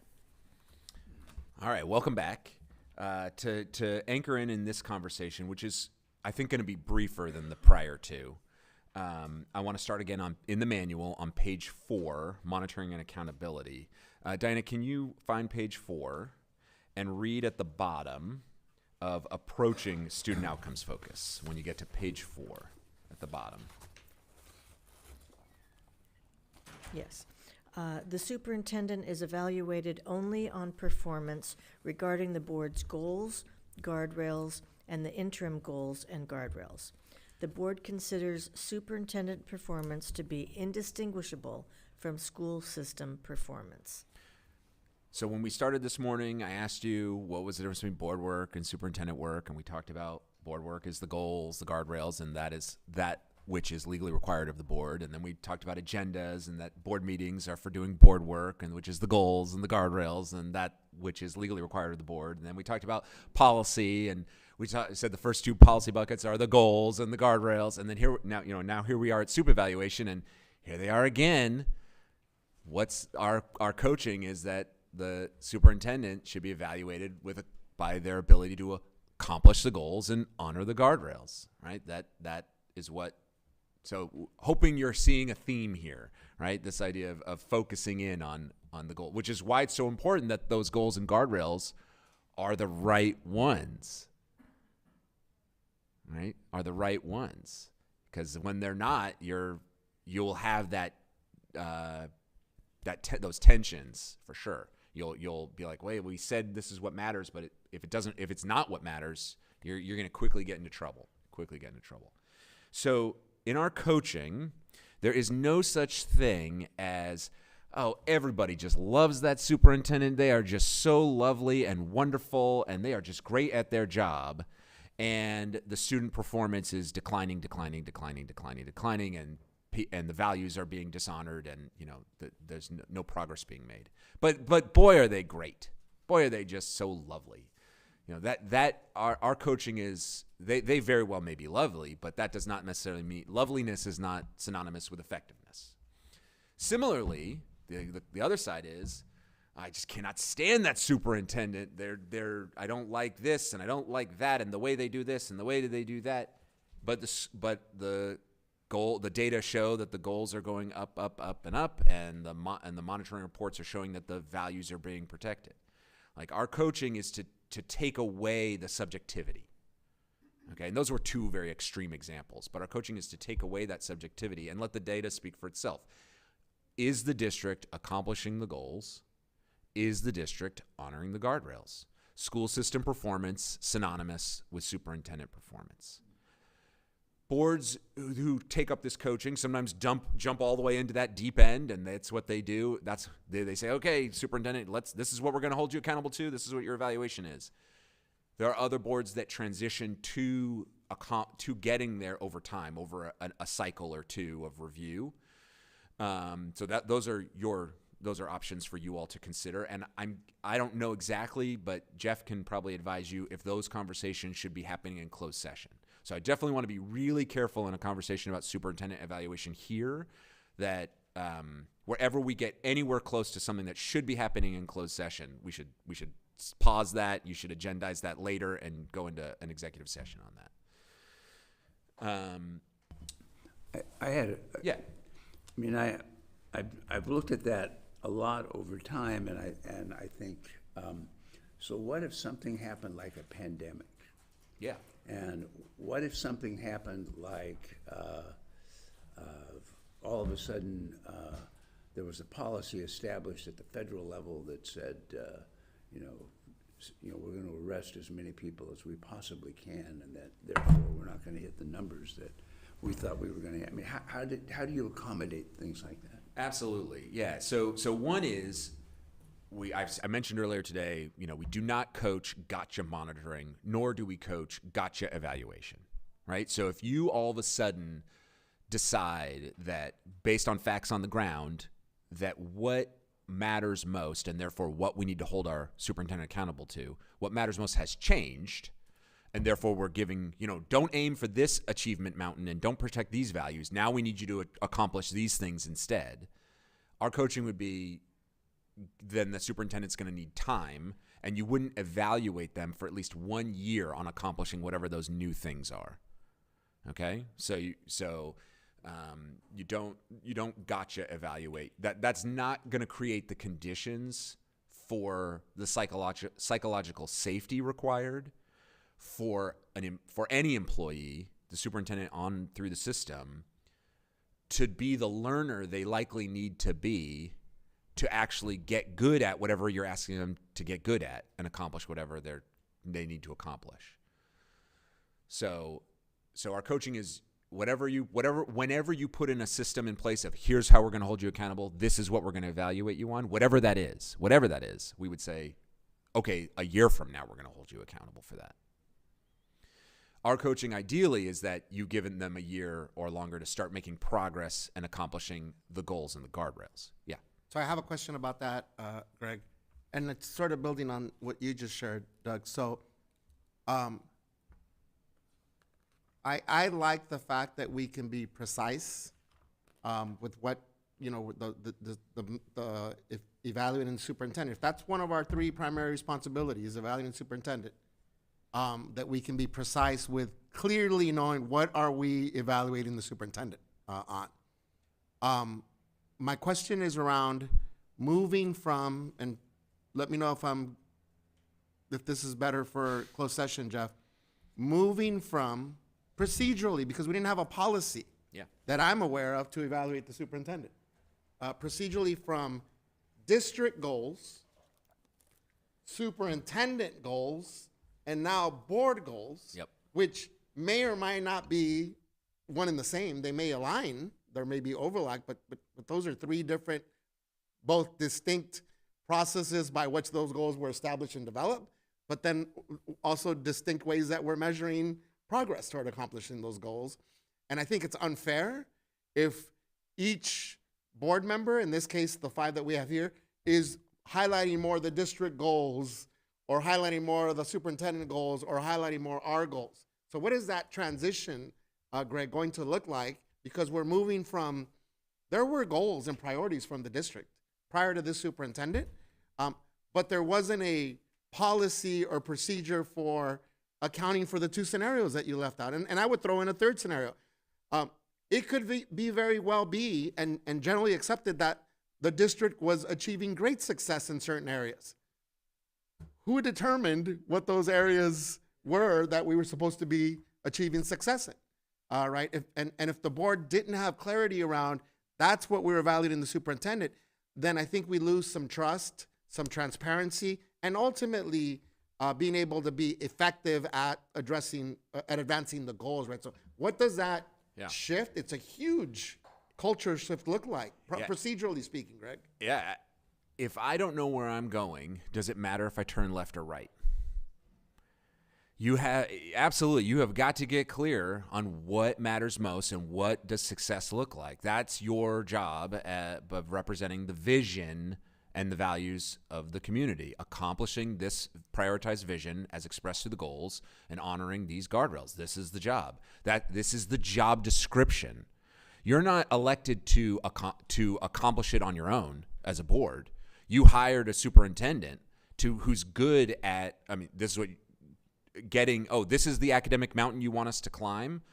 Board says we want to climb this mountain. This is, this outcome we want for kids. The superintendent's the one that says, got it. Well, there's 25 trails to get to the top of the mountain, and this is the trail we're going to take. And along the way, this is how we're going to measure progress. It's these mile markers, these base camps we're going to make. And by the way, it's also the superintendent's job to understand we're going to need these hiking boots, not those hiking boots. We're going to need these poles, not those poles. We're going to need this sunscreen SPF, not that sunscreen SPF as we climb this mountain. Because we're the experts in getting up the trail. You told us as the board, what mountain are we climbing? That's your expertise.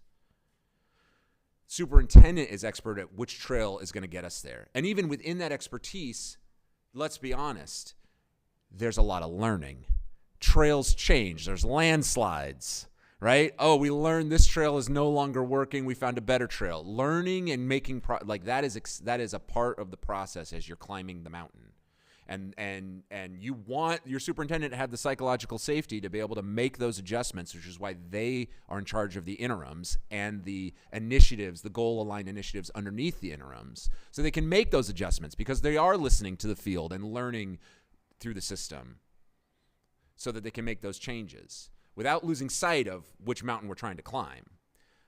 The last thing you want is your superintendent taking you up a trail that's like landslide risk, like you want them to understand, let's go over here. The other analogy, just to put it, I use like the endangered bald eagle or something like that. Oh, we can't take that trail because that's where the bald eagle hangs out.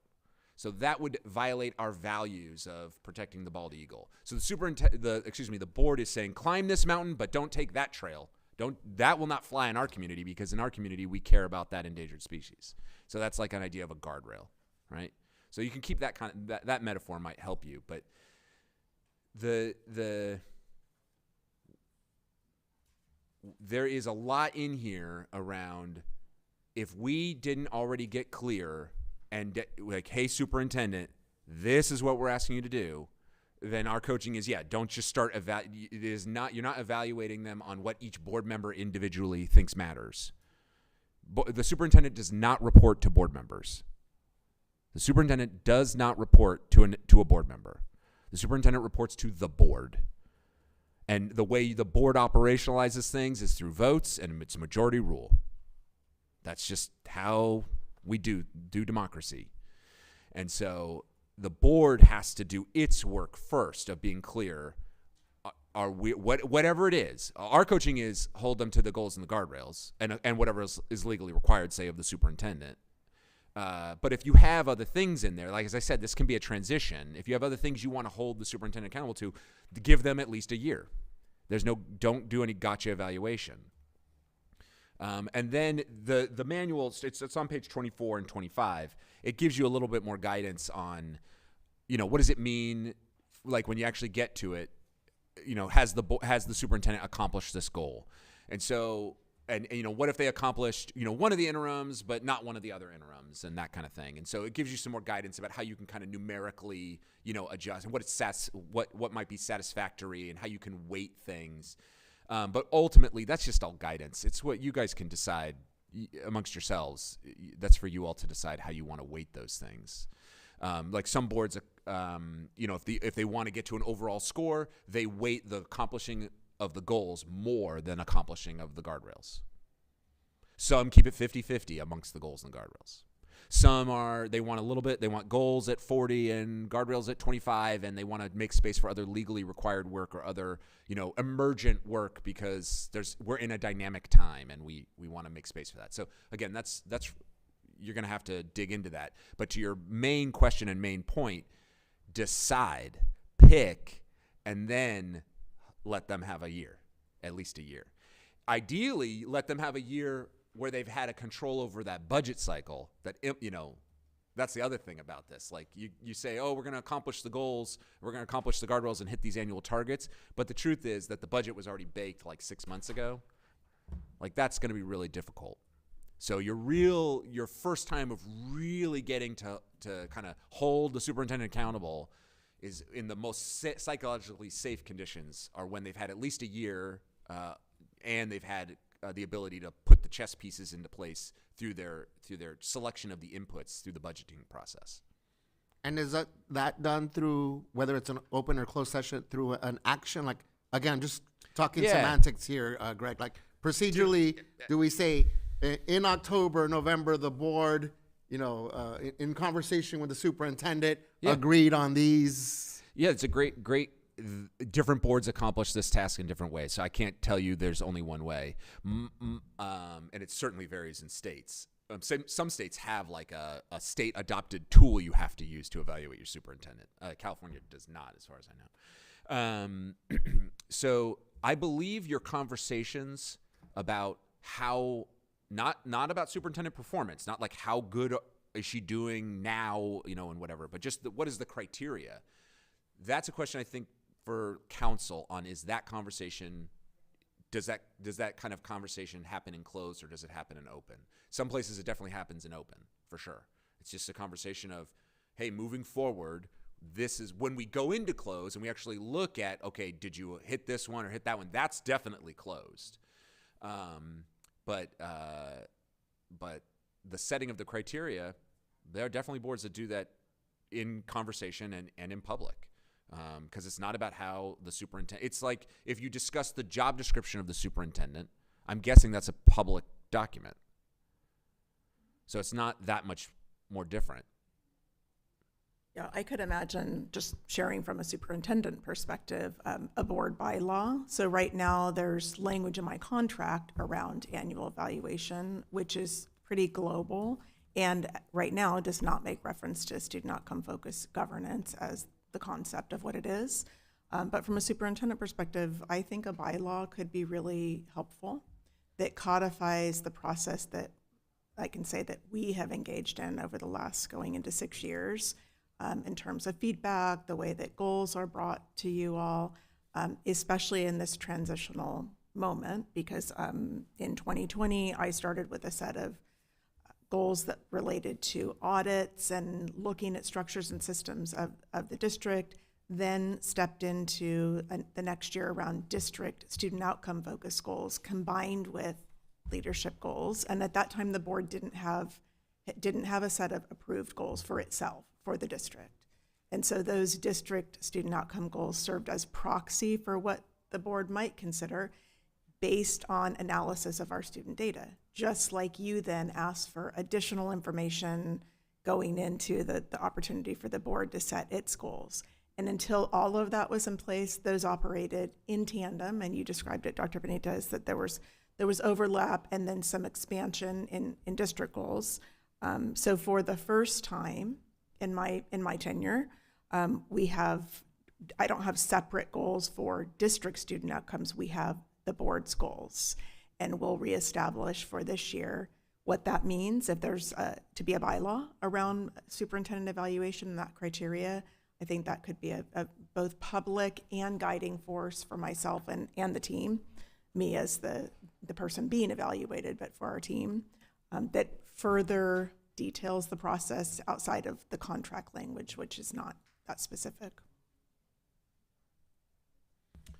Great. Can I ask a question, if you don't mind? Yeah. And this actually comes from the cohort work that we've done over the last several years. And it's more theoretical, not necessarily about our district per se.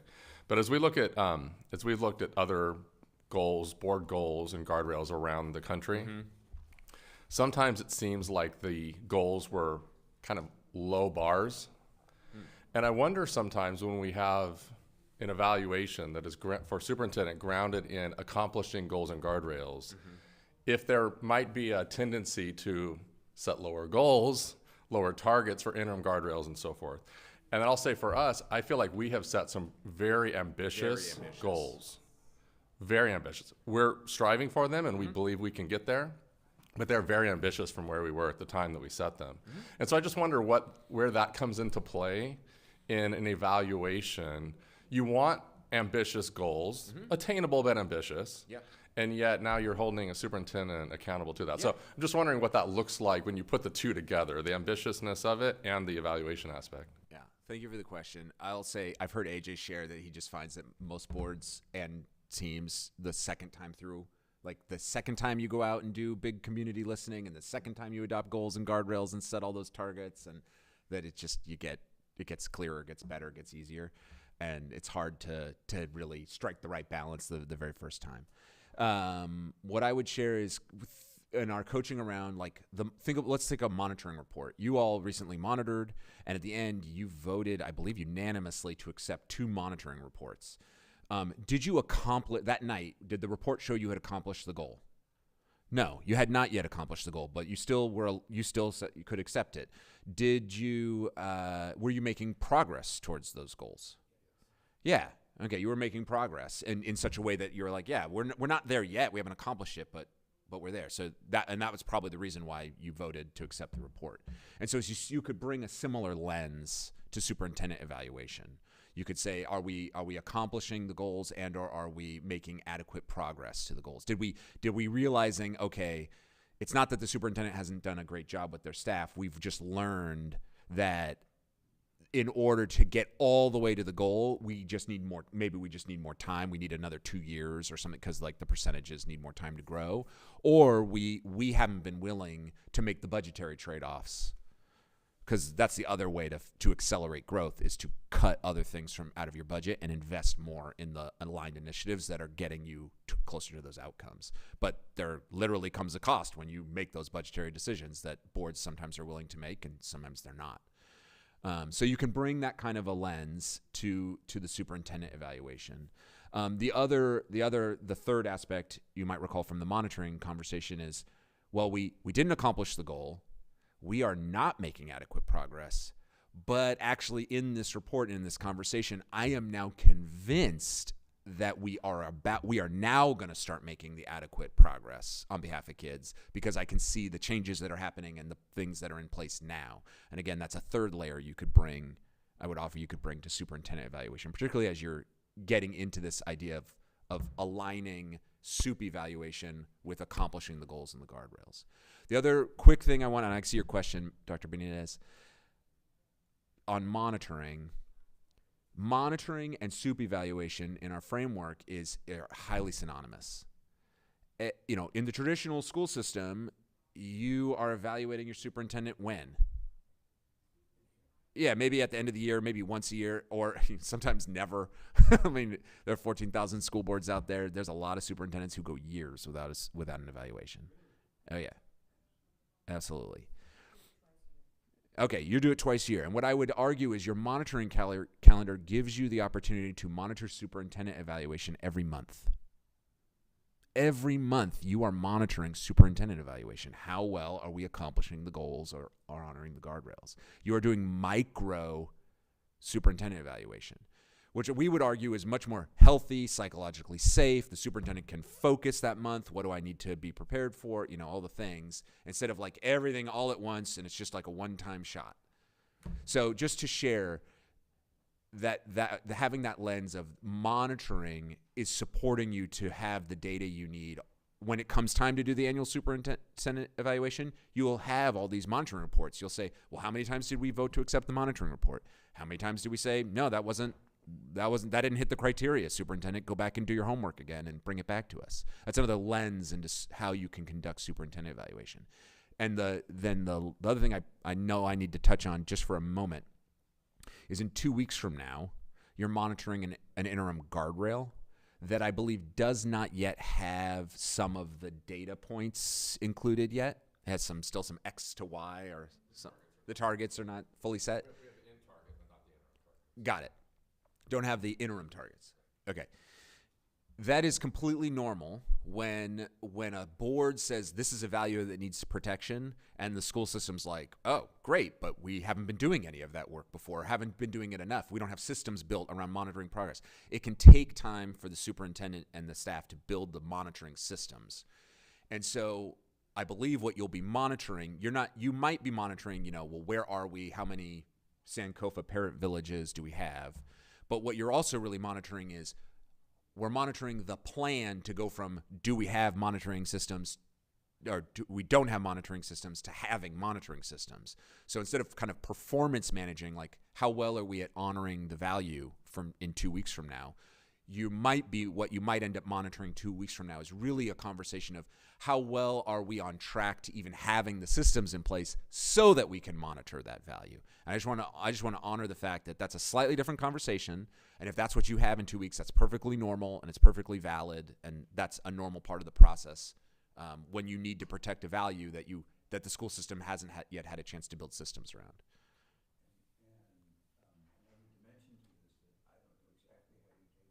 Is, and then there's an election, and you get 2 new board members or 1 new board member, and that board member has not had the benefit of sitting in this meeting or any other meeting, and maybe they got elected because they've got an agenda that they're going to try and do, and so it's out of control, and this is why we love democracy, I guess, but,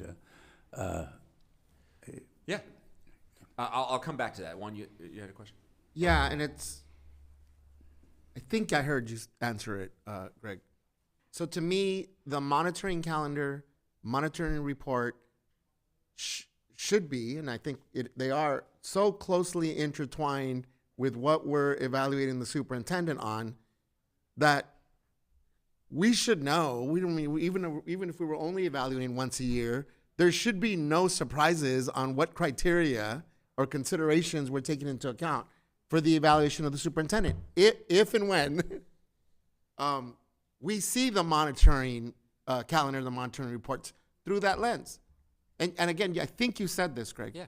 So even if we were making steady progress toward advancing the goals, toward advancing our board goals, I am still using, per the teaching and the resources, these considerations.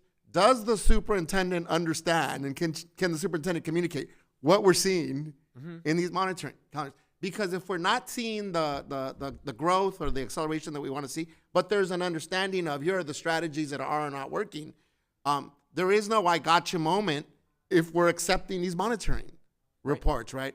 I'm gonna speak for myself, if I had a sense that the superintendent does not understand what strategies are working or not working, How would you vote?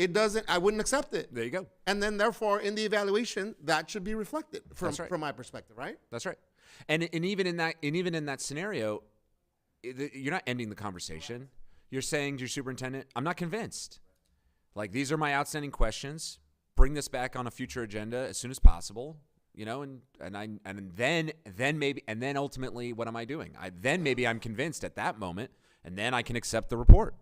And then how the board wants to handle that come annual evaluation of like, well, here's how many reports we accepted on time. Here's how many needed an extra month or two. Here's how many we never accepted. And like how you want to weight that. That's for all to figure out, you know, how does that get to meets expectations, exceeds expectations. You can decide that. But the criteria, our coaching, is that it's not gotcha. Everybody knows. It's how well are we accomplishing the goals and the guardrails, and it's not a big hidden thing. But I just want to be clear that transition can be.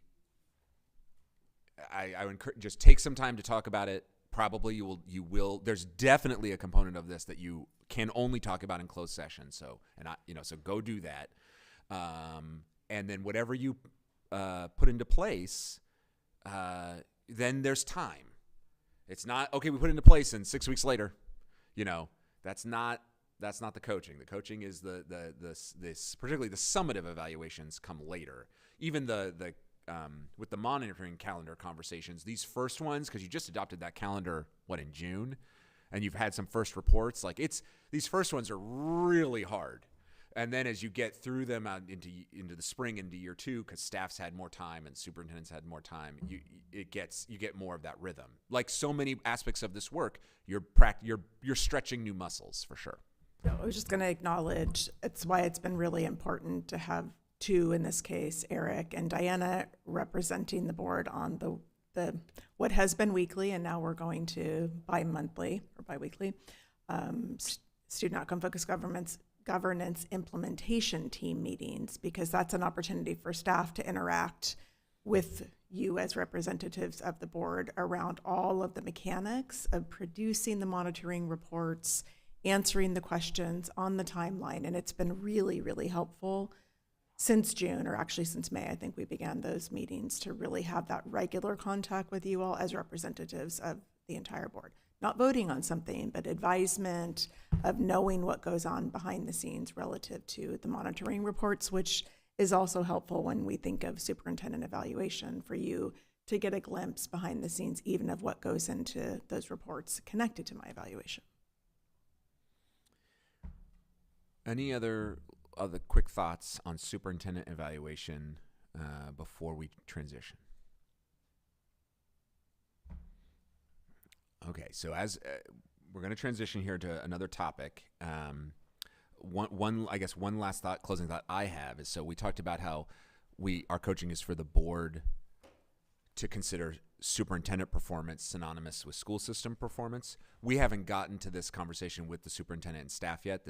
Comes later, and it's not board's work, but we have similar coaching for staff and how the superintendent evaluates and holds the cabinet accountable, how cabinet holds department accountable, and how those things get baked into the evaluation systems and the job descriptions.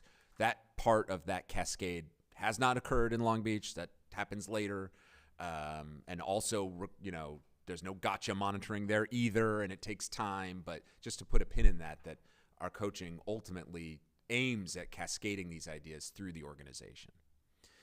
I want to spend no more, and someone help me on time, give me 5 minutes at max, and it might be less, on theory of action. Theory of action, because I know you want to talk, this came up at 3 months ago when you last quarterly self-evaluated, and it's going to come up tonight. So I just wanted to clarify something about theory of action briefly, just very briefly. So theory of action shows up, I believe, on page 3 in the manual. Yes. Page 3, it is a meeting student outcomes focus behavior. The board has considered adoption of one or more theories of action. I just replaying the video, I have watched this board come to this part of the self-evaluation and say to yourselves, oh yeah, we considered adoption. And you check that box. And then I think most recently you said, well, maybe we considered adoption, but it's been so long, we haven't considered it recently. Maybe we want to reconsider, before we kind of, quote unquote, give ourselves credit for having accomplished this.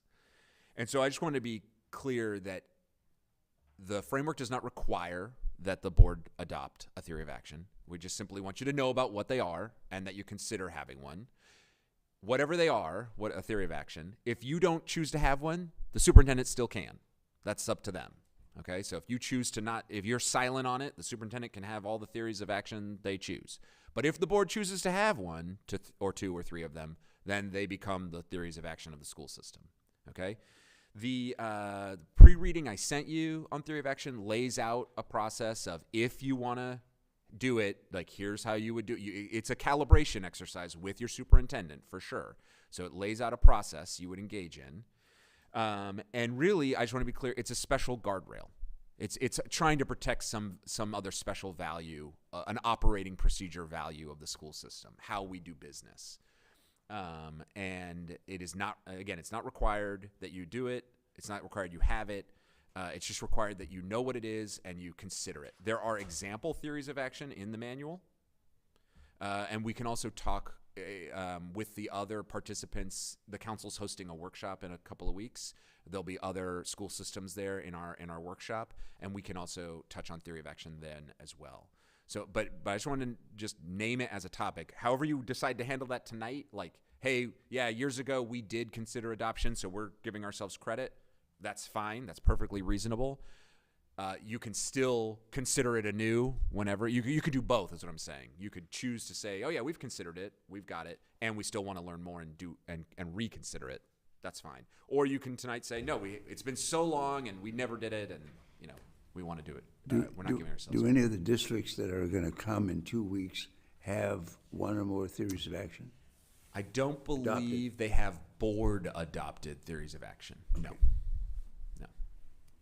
If one of us proposed something, not to take action on today, that the board would consider for the open session, yeah, Greg, would that suffice in getting us going? Yeah, so that would be right. So this would be time spent, in board work. That wouldn't be directly aligned to the goals, probably not aligned directly to the guardrails. It would be in your other 50%, and you could have some conversation, and you could have a public conversation or a conversation in public about, how do we want to even approach this topic, right?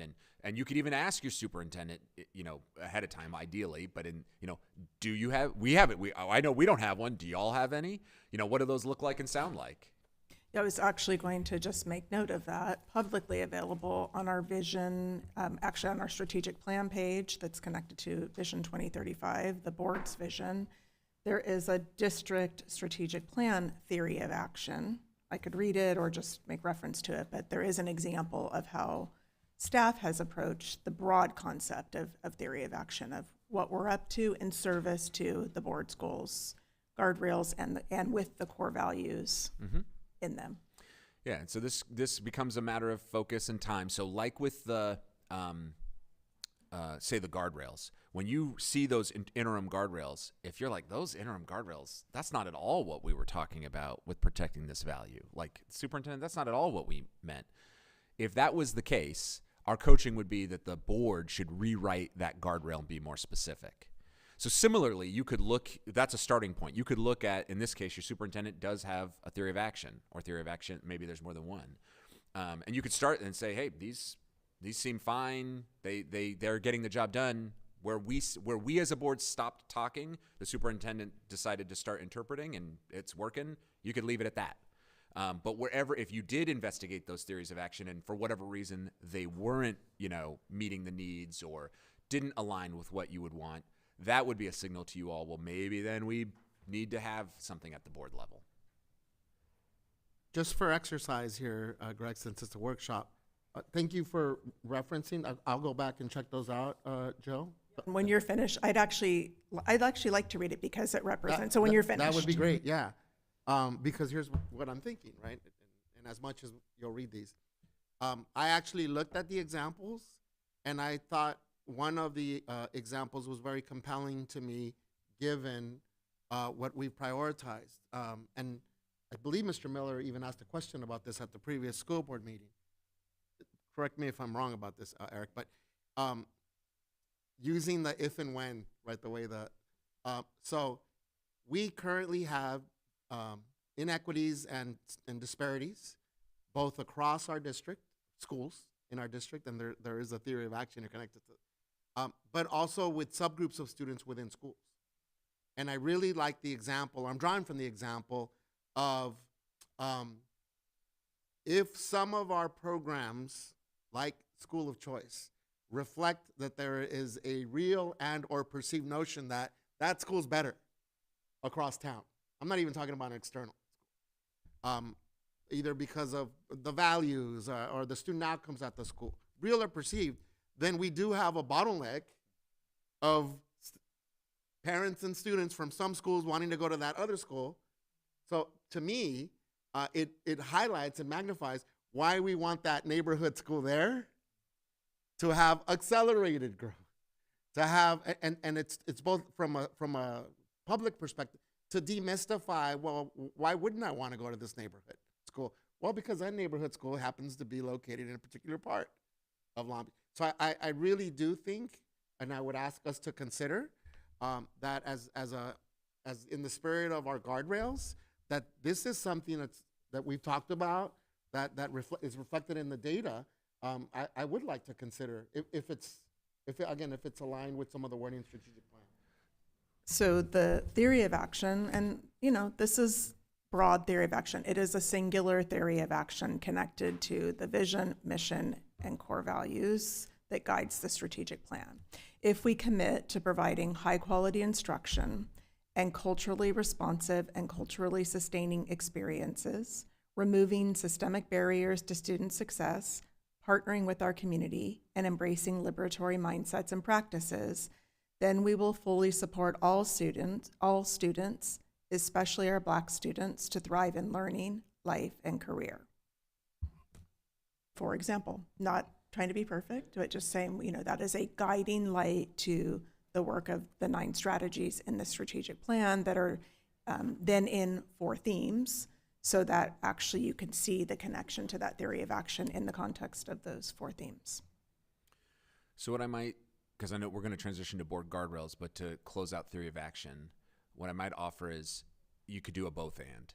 You could, if tonight you decide, in the past we have considered adoption, we're good on that one, but we can also build into the implementation timeline a plan for, when over the course of the next, when is the right time, and either later this fall or maybe it's early in the new year, that there's time on agendas to and what that would look like to consider, to learn more about whatever's currently happening with theory of action, to consider other ones, have the conversations, and follow that kind of process that's laid out in that pre-reading document.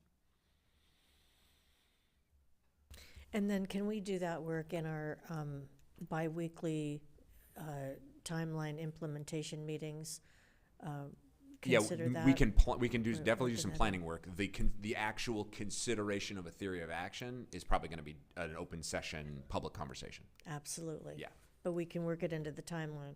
Yeah. To me, that fits in with the work that we do in the committee. Absolutely. And so Okay. we just captured a next step out of this workshop, right? That will influence the timeline.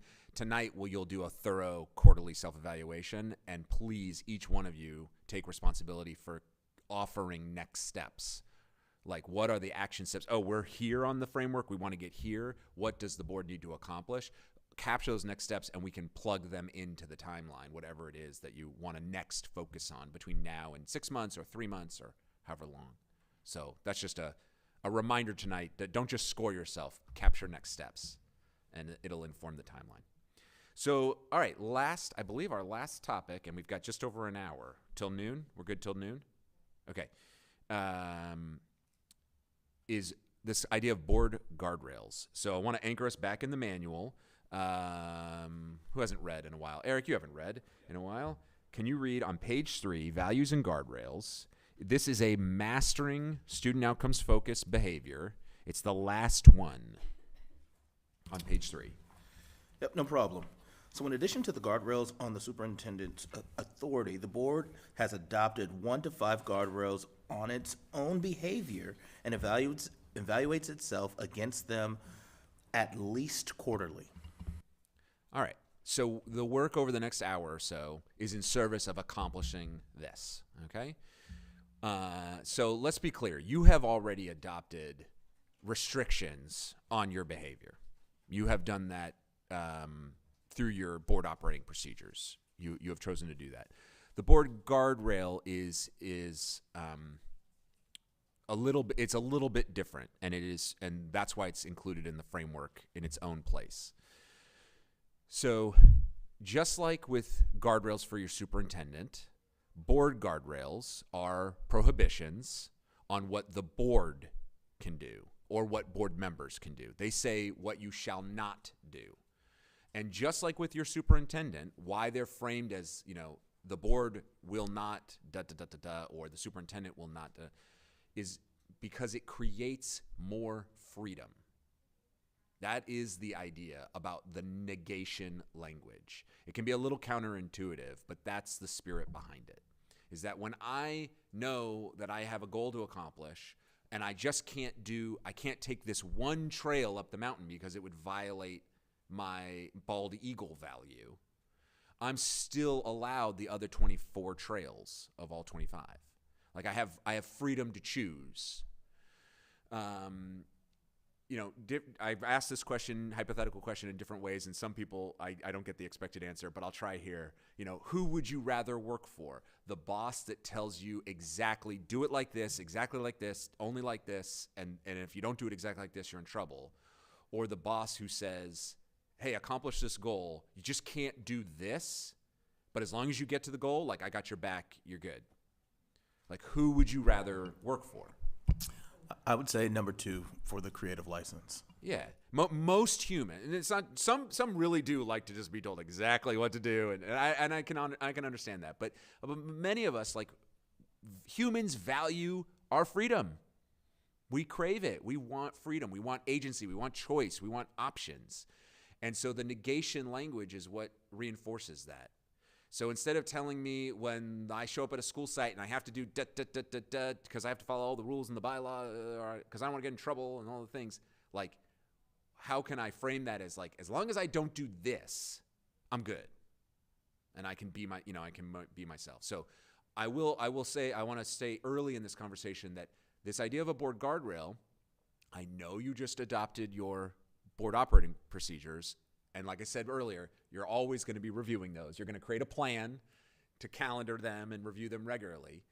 And you can consider over time, maybe we want to change some of these operating procedures. Maybe a guardrail would be actually more helpful if we want to trying to maximize freedom in some cases. Now, you're going to ultimately always have both. You're going to have both. You're never going to get rid of your operating procedures. You're going to need those.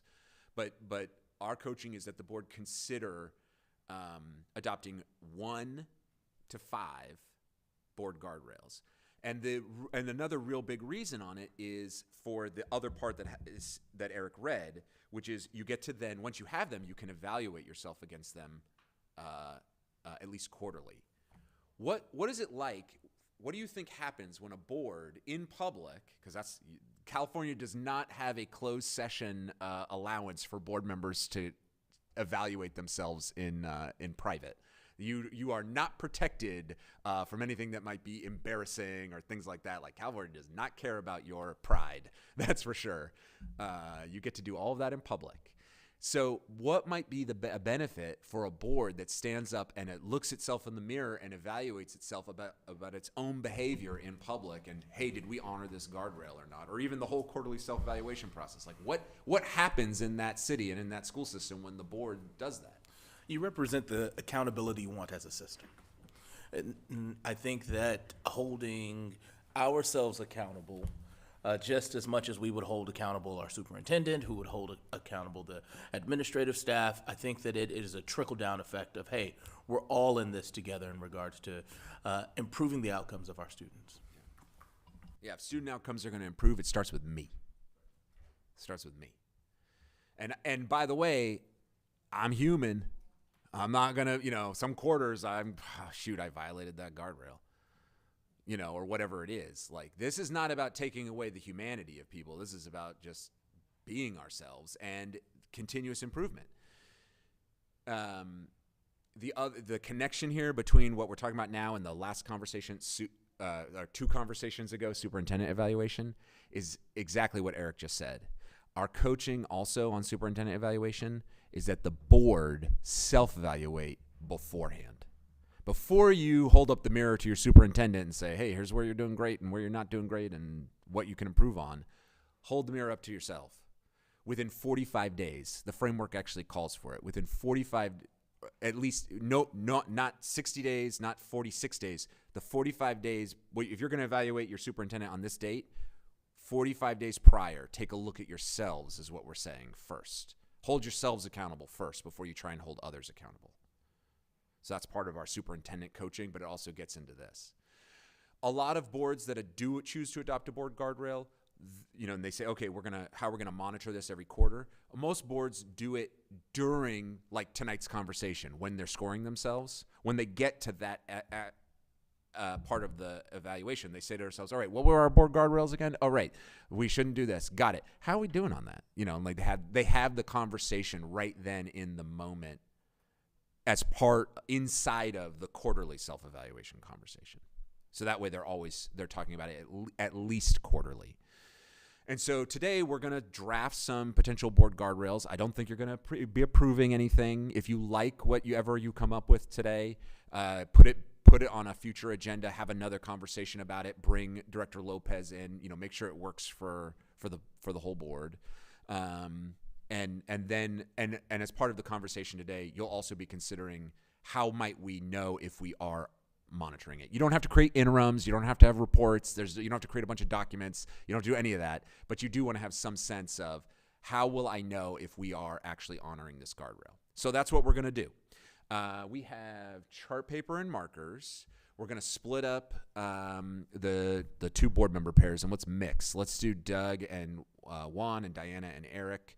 And you're going to just, in a moment, you're just going to pair up and you're going to share. Let me check. Did anyone not do their homework? The homework was to draft 1 board guardrail. Board members will not. Fill in the blank. If you haven't done it, you got 10 seconds. You can think about it. What's something that's bugging you about how the board behaves that you want the board to stop doing? That's kind of the prompt.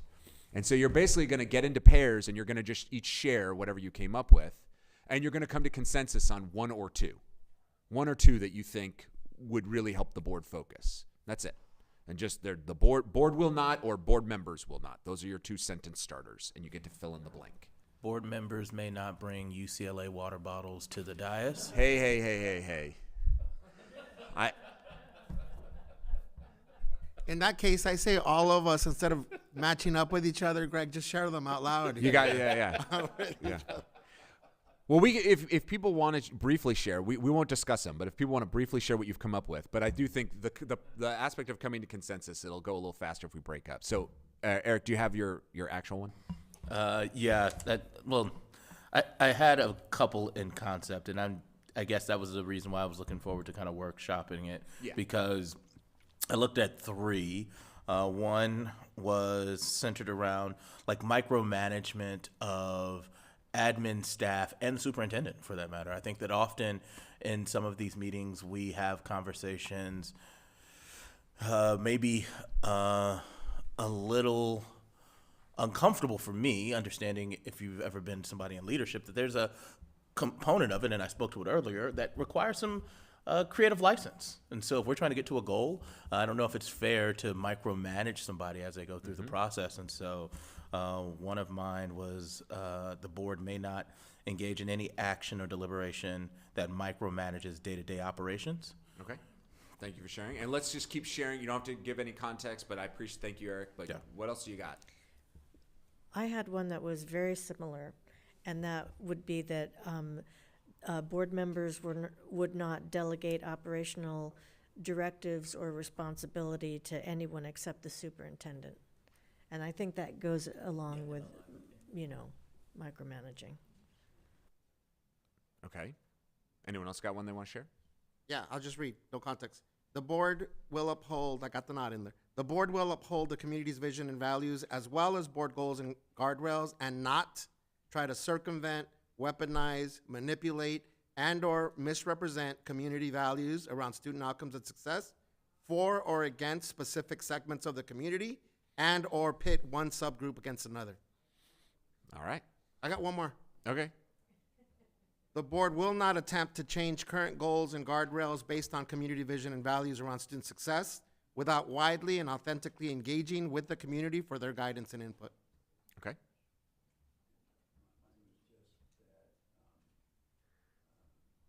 I don't have it written down here with you, that if when board members are visiting schools, or when board members are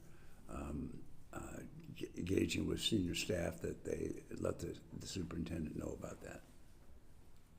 Right. Board won't engage without prior notification to the superintendent. Right. Okay. Great. Greg, I didn't realize, and I'm so appreciative that our student school board member is here. Mm-hmm. I want to read something, whether we consider it or not, but I want to say this publicly to our student school board member because I'm so appreciative of you spending time with us here.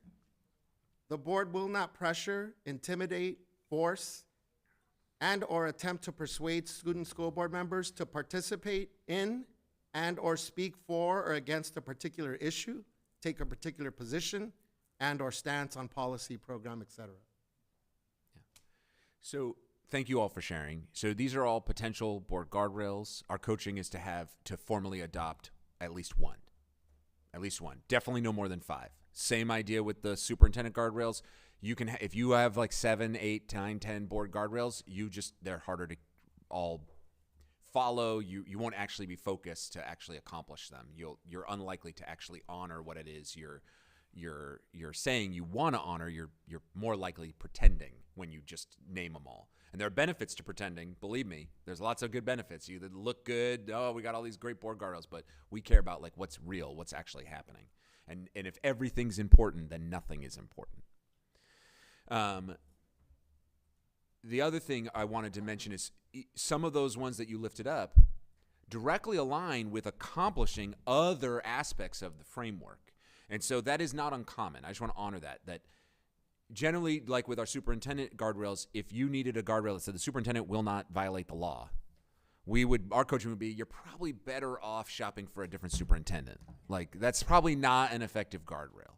Like, if that's the level of what you're at. So similarly, like, if you need a guardrail about something that you're already aiming for in here, maybe you need that guardrail because you really need to focus in on that aspect of it. So there's already in here, all board members and the superintendent agreed during the most recent self-evaluation, that would be tonight for you all, that none of the board members have given operational advice or instructions to staff members. Right? That's already in there. But it's a mastering level behavior. That's hard to do, to not do that, right? To not give all that advice or talking directly to all the other staff in that way. And so you all might just say, you know what, we do need a board guardrail. We need to like extra focus on something like that. So that I just wanted to honor that that's appropriate. Some of the things you lifted up are in direct alignment to accomplishing other things here, and that's allowed. But on the other hand, if you know it's already in here and you know you're already going to focus on it, maybe you don't need a board guardrail around. You know, I'm just saying that's for you guys to decide. All right, so now we're going to have two pairs and a trio. Oh no, we'll do another. You get to pick a staff member to work with. No, you know what? I want some. Diana, you're going to work with a staff member. Let's do Eric and Naza and Dr. Benitez and Doug. And Diana, you'll work with a staff member. And just again, just share. Staff, you weren't asked to come up with any board guardrails. This is not your work. But just come to consensus on. Listen to Diana and hear what she has to say. But there's chart paper. Whatever you come up with, one or two of them, write them on chart paper. Take like 10 minutes. Okay?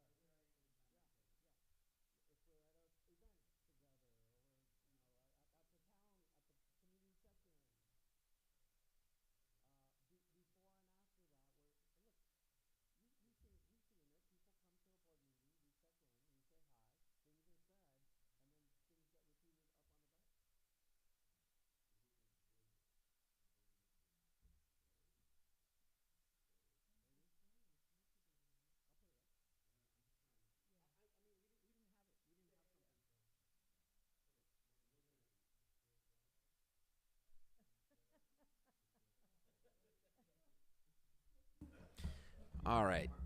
We're all coming back. Let's start. Diana, can you share? It looks like you came up with 2 potential board guardrails. We did, They're over there. Yeah. yes. Well, we worked there, but we Yeah, posted you there. moved them. Yes, so the first one we came up with was the board will not direct operational responsibility to anyone except the superintendent. And the second one, that we were inspired by Dr. Benitez was that, yeah. Love hearing that. Can I have you? Yeah, that's good, thanks. That the board will not try to influence or intimidate the student board member into making a response or taking a position, whether at a board meeting or at any other time. Got it. So these are definitely what the board shall not do or will not do. So they fit that kind of guardrail syntax. As we continue on, as for you just individually in your own minds, be thinking about, again, is this such an issue that we need a guardrail around it? Like maybe we don't want, the board will not direct operational responsibility to anyone except the superintendent, but like, is that happening a lot right now? If it is, then yeah, maybe this is a good candidate for a board guardrail. If it's not, it might not be. Or maybe it's not, but there's some reason the board is concerned it might happen in the future and you just want to really stay on top of it. And so that's another reason to have that as a guardrail. And that's just an example. So thank you for sharing. Eric and Naz, do you want to share what you all have?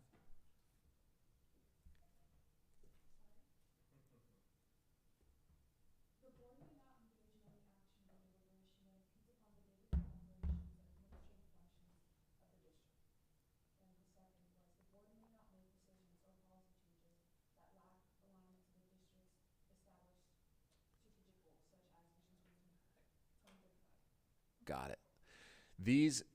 Thank you for these. This comes up for me, what comes up for me as coach is this notion, which we haven't talked about, is unintended consequences.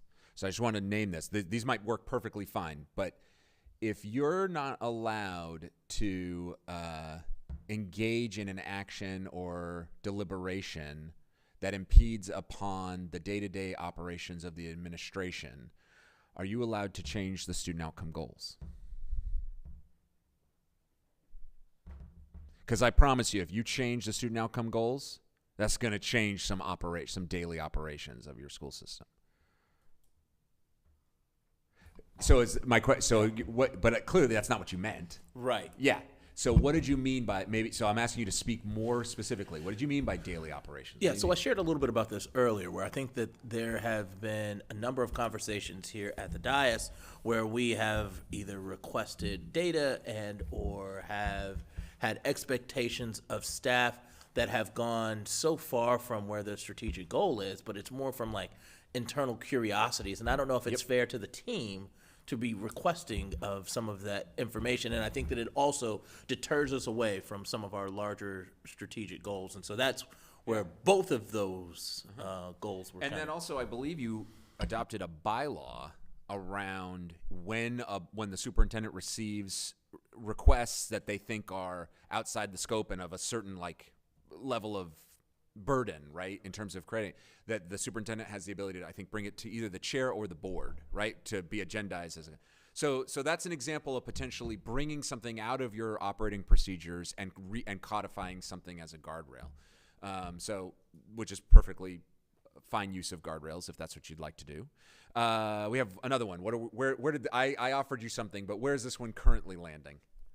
I'll defer to Doug. We were noodling on trying to convey civility, but we couldn't really word what that meant. But I was just trying to keep notes. So Doug, if you want to sort of convey your sentiments, I don't want to speak for you.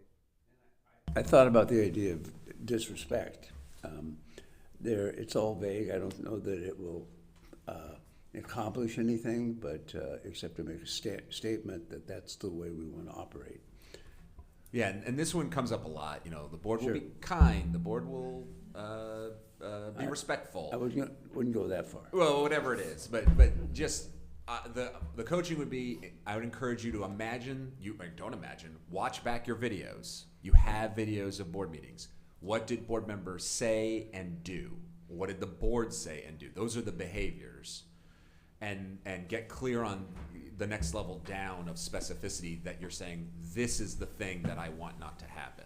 Yeah. And don't worry about whether it's called civil or uncivil or respectful or disrespectful or whatever. You need to get to, because otherwise what's civil to me and what's respectful to me may not be the same for other people. But we understand that among the things that we talked about were, board members should not, we have a kind of a process set up where if you've got, if you want to, you can submit questions to the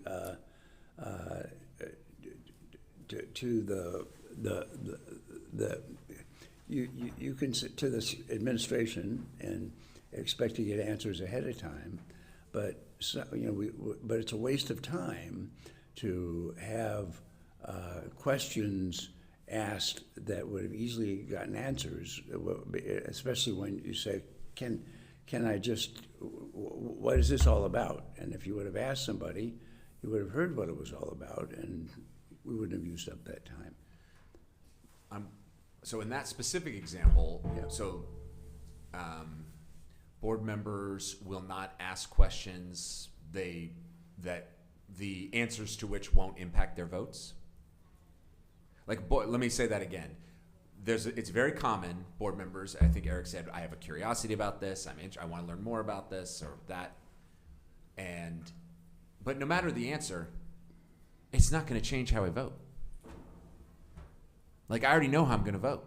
And at the end of the day, what you say is one thing, and it can be really nice, and there's plenty of sayings that can inspire and that can make a difference in some ways, but your actions are what have the force of policy and the force of law, and et cetera, in terms of what's happening. And so, I've seen school systems that have their current pattern is, board members ask a lot of questions, but a lot of them have nothing to do with how they already know how they're going to vote. They just think they have to ask all these questions. And so some boards have said, no, before you ask that question, ask yourself, whatever the answer is it going to impact my ability to accept the monitoring report or not accept the monitoring report? I need to know this. That can be either a self-implied, and you can do this again without, you don't need a board guardrail to have guardrails for yourself. So I encourage you all to consider this. Do I really need to know the answer to this question? And if I need to know, fine, I need to know. Ask it, for sure. Sometimes it's, there's a compelling case why the public needs to have this information. That can be a great reason to ask a question. And so by all means, get it out, get the information out. None of this is about keeping any information secret, that's for sure. Yeah. Greg, so not necessarily related to this one, but to the broader values around safety and our superintendent guardrails. And I'm going to repitch it this way. Our communities are very divided right now, not necessarily of their own volition.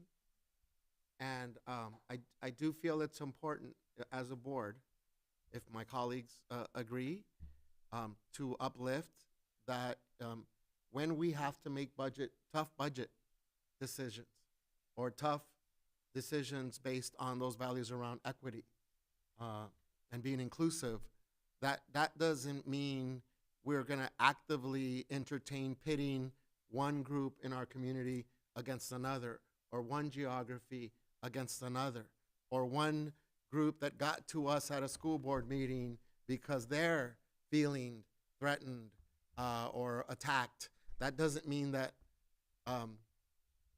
others may not be feeling the same way, that we maybe didn't hear from them at that meeting. I do think it's important to convey as a board, whatever we land on with these examples, that we can be trusted to hold information that's shared with us and not ultimately use it back against one group or another, whether it's our disability community, our English learners, our immigrants, our Black students, because then what we're doing is not just enabling these vicious things that are going on in our communities right now, but we're perpetuating it through the use of our platform that we have. So I read a draft. I just don't want it to be lost on us that these values that supposedly we're upholding as a district, student outcomes change when adult behaviors change. We have an opportunity right now in a very divisive environment to at least come together on, hey, I may not think that or I may not agree with that, but I'm not going to use and weaponize that at the cost of other communities that maybe are more vulnerable right now than they've been. And I don't want it to be a gamesmanship, but hey, we're hurting more. Pay attention to us. Hey, we did this for this group. Why aren't we doing this for this other group? So I don't want that to be lost because it didn't make its way onto one of our flip charts. But I do want, I want to hear from my colleagues on where we're at with that. Yeah, so ironically, myself and the student board member did have something along those lines in our, let's call it rough draft, where we said the board members may not prioritize the needs or interest of their individual district and or groups over the equitable distribution of resources and opportunities across the entire school district. And so we didn't necessarily put that one on the board, but it was definitely something that was, it was something that we considered. Listening to this part of the conversation, you have policy because you adopted an updated ethics and conflict of interest policy that says that the board board members are responsible for the outcomes of all students, not just the students in their region of the school system. So you have that on the books. And there could be, again, a way to pull out something because you will have lots of these things you might find are already somewhere in your operating procedures or in a policy. The board guardrail is an opportunity to pull something out that you really want to focus on extra, which is why we say you only have so many and maybe only one or two or three. Eric, did you have something? Yeah, just so, and this is in response to that and some of the other things that you brought up, which I'm appreciative of, is that you've shared that there are multiple times where we have brought up potential guardrails that are probably mentioned in maybe not in the same exact language, but in some component are captured within the details. Is it frowned upon to have them in two separate places? I almost think about it like, and I was joking earlier, is that I think about it as like somebody who was an ex-athlete and then now has a personal trainer. Like if you were a previous athlete, of course you know how to work out and eat right and everything else. But there's something about having a personal trainer now on board that almost adds a second layer of accountability, a second layer of holding you to the attendant goal of losing weight or being healthier that you've set forth as a person. And the same thing with, I like to think with these guardrails. Well, yes, you're absolutely correct that we already have language that refers to equitable distribution of resources. And yes, we have guardrails centered around making sure that, no actions impede the work of staff, but having it also there on the forefront of our guardrails, I think just add a second layer of like who we are and what we believe. Would you agree, disagree? It's a perfectly fine use of the tool. The tool is a guardrail, and to elevate something out of all the other things to focus on is a perfectly fine use. It can also be something completely new that only exists in your guardrail. It's totally up to you. And what I would say, though, is whenever you have kind of the both, you might want to send at the end of your guardrail kind of policy that you end up stating, you might want to make a choice on like if the two are ever in conflict, like this is the one is prioritized and the other one will be, worked on and adjusted, and you could decide which one you want to elevate. I think our coaching would be focus on the board guardrail and then adjust the operating procedure, say, if you needed to, as you learned, that if there was any conflict between the two statements. or it's less to be a conflict. It's more to be an unintended consequence. And you can have unintended consequences of the board guardrails, and you can have unintended consequences of the operating procedures. So as you're learning about those, you'll speak more clearly. And in the meantime, you might have a sentence that helps give guidance to the board how you're going to give each other grace and which one are you working on and asking the board to prioritize. We heard all of them, I believe. Did you have something you wanted to add? I'm reflecting on the core values as established in Vision 2035, which is the board's approved vision, the portraits as well as core values, and thinking about the connection as I read just the ideas that have been shared and those core values. And it might be a good cross-check to think about how the core values are represented by the board in the guardrails as well. Yeah, how is the board honoring those values and protecting values by putting limits on its own behavior? Yeah, even labeling them associated with the guardrail, because the premise of student outcome focused governance is that when behaviors change, so goes the organization, in my own words. And I think about how we are all as adults and in the adult portrait across the district working to embody the core values and the elements of that portrait. And the modeling that you all do in the boardroom is so important to this. And so whether it's using the language or at least in many cases, we have tried to map things that we're doing as staff to those values and elements, might be a good exercise or opportunity to just amplify those core values. I definitely recommend continuing this work when the entire board can be together, so that everyone has that opportunity. It's worth taking the time, even if it takes another month or two, so that there's time when everyone can be together. Some next steps could be a board member could type these up, and share them back off with people, and then maybe type them up and offer any quick adjustment. You have only 5, so you could consider all 5. Another board member could volunteer to cross-reference them with the core values if there's any connections there they want to offer. But ultimately, someone, one or two of you probably need to do some work on these and bring them back. And the bringing them back might look like, we can. I thought more about this one. I don't think this one. I recommend team. Let's leave it. It was typed. I typed it up, but I don't think we should actually move forward with this one. Or this one. Here's a new one that as I was working on this and I looked at those core values, I really wanted to offer this one. We didn't discuss it that morning with Greg, but I wanted to put it on the list. And you're going to just need to have another conversation because we're running out of time, and you need. I know we were all hoping that everyone was going to be able to make it this morning. I'm happy to volunteer, Madam Chair, if you need someone to type these up and send them back with thoughts to our board. Yeah, I would appreciate that.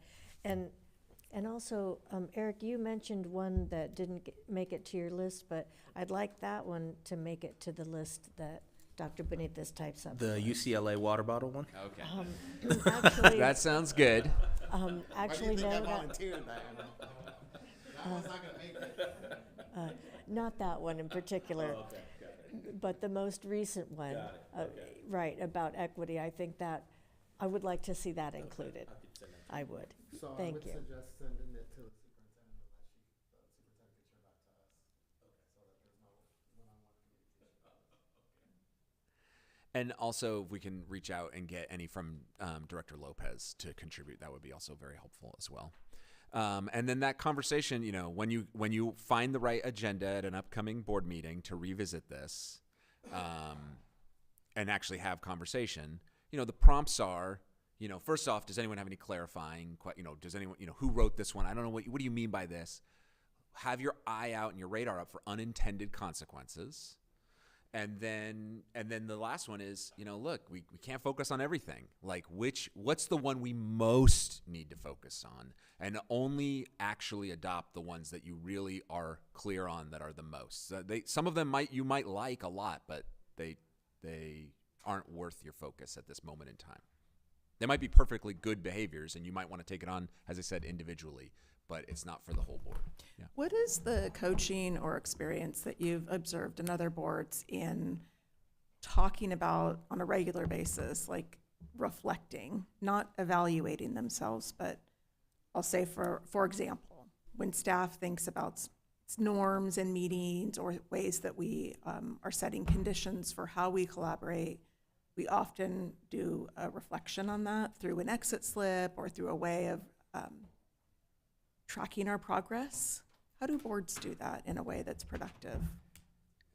I would say boards do it in different ways depending on what it is they're reflecting on. But if in terms of board guardrails, yeah, so board guardrails, so that's the other prompt. And maybe, Dr. Benitez, we can work too as you type it up, send it to me, because I can, when you share it back out, which you don't have to wait to the board meeting to share it out to your colleagues, we can put some of these questions on as well, like read these with this lens, which gets at how would we know? How would I know if the board honored this guardrail or honored this guardrail? And like, what would it mean to honor this guardrail really well? What would it mean to violate it? What would it look like? And that's part of the reflection conversation with that. In terms of, real quick, Dr. Baker, in terms of reflecting on how well that monitoring conversation went. That generally looks like the board member who volunteered to score it, to like have some time, oftentimes right before the next monitoring conversation. Let me take a few minutes. Let's talk about real quick the last one. And you can put on the agenda, that every monitoring session starts with a reflection on the prior one or something like that. Doesn't have to be a separate item.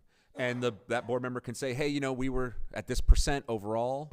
And, in this area, this was the nature of our questions we were the strongest at. This was the nature of our questions. Like I mentioned, like the ask-orientedness we were the weakest at. Does anyone have any ideas of what any of us could do differently, to make progress on that? So that's one. So that's a way to reflect on the monitoring conversation. Obviously, tonight's quarterly self-evaluation is a way to reflect on the entire thing, the whole framework. We do offer that every once in a while the board could do a 360 evaluation, which is different than a quarterly self-evaluation. And we have a process for that. That's completely optional, not required, but over time, we can talk more about that. We also have the same option for the superintendent if the superintendent is interested in a 360. And those can be very reflective processes as well. There are some, the strongest boards will, I'm not sure it's not in the councils. Let me see if I can find it. Because it's a fun challenge, and I'm happy to challenge you all because you're in many ways early days into this work, and you're already focusing. A lot of today's conversation were on mastering level behaviors. So I'll lay down this gauntlet if I can find it real quick.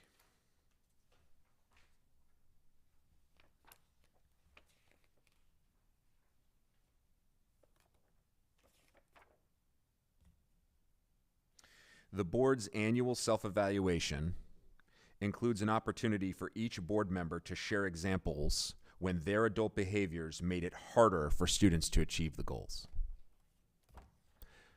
So there are school boards out there who at least once a year hold up the mirror individually in public and say, yeah, there was a time when I did this and the benefit to me was, and the cost to students was, and it may have made it harder for us to actually achieve our goals. So that's another aspect of the reflection. That is not in your framework, to be crystal clear. That is not the standard, but there are districts that choose to additionally hold themselves up to that. Yeah, I asked a question that took that had nothing to do with the goals or the guardrails and took a lot of time for the staff to produce a report on, and it turns out I was already going to vote yes on it anyway. It may have made it harder for my school system to achieve its goals because my superintendent was then spending hours and hours on something that they didn't really need to.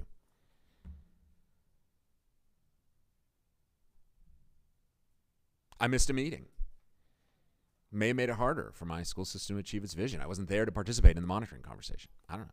I mean, board members you can reflect on all sorts of stuff. As I move to close, because we got about 10 minutes, I want to take a minute to harvest the learning. Like, what did we do today? And I want to start by saying this morning was a lot about knowledge and skills of board member behavior change. We talked a lot about a lot of the knowledge and skills, like how do we think about creating an agenda, right? Or how do we think about what's the knowledge around, what's the coaching around superintendent evaluation or theory of action, right? There's a lot of bold words, glossary words, definition of terms. And then we talked a little bit about, the skills of it, like, well, even just recently, like how would a board member in the moment, like the skill of reflecting, like what are the prompts I might use? What's the skill of crafting a proper board guardrail? Like what are the guiding questions I should be asking myself as we move forward with these potentially adopting these board guardrails? I'm not here to, there's no requirement. It's a mastering level behavior. The workshop that the council's hosting in a couple of weeks does talk about knowledge and skills, but it is actually designed around the third lever of adult behavior change, which is mindset. Mindset, which is the most powerful lever you have towards changing my own behavior. Now you have to ask yourself, why are we talking about behavior? We're grown-ups, we're adults. What we mean by that is the school system gets the outcomes it gets. The school system gets the outcomes it gets. That's not like a crazy statement. You are getting all the outcomes you get. The future is written. If the school system's behaviors are what they are, those are the outcomes you're going to get. Wherever the outcomes are matching your vision and values, hold on to those behaviors. Those behaviors are getting you to your goals and guardrails. Like they're getting you to where you say you want to get to. Hold on to that. That's wonderful. That's not uncommon for school systems to have behaviors that are leading them to get to where they want to go. That's awesome. But wherever you're not yet getting to where you want to be and you're not making progress, the only way to start making a difference is to change my behavior. The school system has to do something different, starting with me and what I'm going to do differently. And so we get into a lot of that in the workshop. Okay, so that's just a little teaser for the workshop around mindsets. A little teaser encouragement for any staff members who are thinking, who want to come. There's space. If you'd like to join us on that weekend, we'd love to have you. It'll be lovely. But today, we really talked about knowledge and skills. So we talked about we started with what's the difference between board work and superintendent work. And I offered that frame of, well, what's legally required of the board and what does the board require of itself? And what does the board require of itself? Those goals and those guardrails. Based on the community's vision, based on the student needs analysis. You did all that work years ago, right? And there's an ongoing need. Communities are not static. That's why you go out and you're going to keep listening, and you've built routines now, and you're starting that process, and you're going to learn. Those routines you're starting, I think, next week. You may find they are completely adequate to the job. You may find, nope, they're not robust enough at all, and you'll figure that out, and you'll have the ability to augment the plan if you need to, so that you are sufficiently regularly listening for the vision and the values of the community, and updating the community on the progress towards the goals and the guardrails. Then we transitioned to policy, I believe, after agenda, but it was again about the goals and the guardrails, right? Were the main policies that we wanted you to consider. And we layered in then, well, you also got to figure out, well, how are we going to relate to each other, right? Those are your operating procedures. And those procedures also dictate how you're going to relate to community. The other bucket, which you kind of, I think, now have inside of your operating procedures is that what we separate out as delegation policy. What's your relationship with your superintendent? The policies that kind of guide that relationship, we call that delegation policies.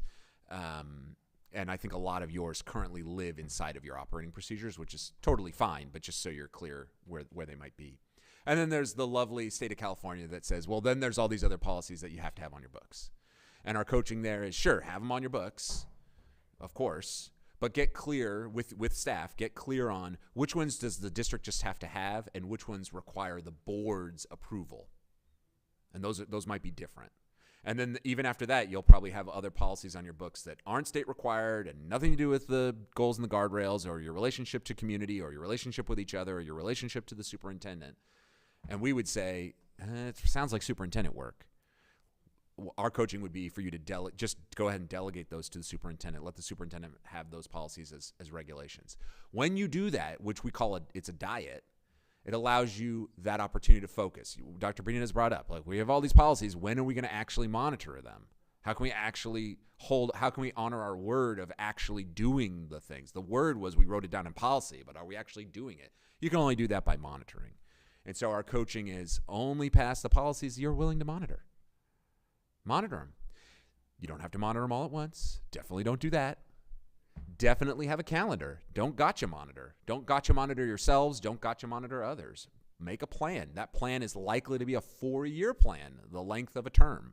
In your case, 4 years.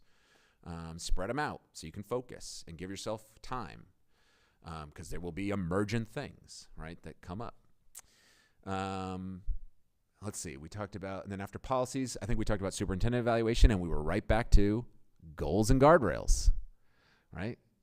That school system performance and superintendent performance are synonymous. And we talked about, again, not gotcha evaluation, not gotcha monitoring, and the role of ongoing monthly monitoring that the monthly monitoring plays in understanding, well, what is the superintendent's performance all year round? Then I think we touched lightly on theory of action, and we've got a couple next steps there, I think, of doing some learning more about what the superintendent's theory of actions are. And then after that, somewhere in there, we took a break.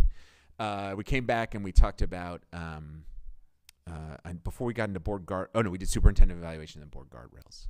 And you have some next steps on that. So now we're at the end. We only have a couple minutes, but if you all had to sum up with all the things, we talked about a lot of different things. We crammed a lot in this morning. If you had to sum it up in one word, I'm going to come around, just share it in one word. We're going to go around the circle. So I'll start over here. Yeah, Brian, I'm giving you another 10 seconds. If you only had one word, what are you taking away from this morning? What's coming up for you? If you only had to say it in one word. Clarity. Expectations. Busy. Focus. Values. Synergy. Community. Clarity. Process. Thank you all. I think we have a couple more moments. Is there anything anyone else would like to share more than one word? What are you sitting with? What are you taking away with? We have like 3 minutes. If anyone has something more they'd like to share, more than one word, what are you going to take away from our time together as you're thinking about what's next?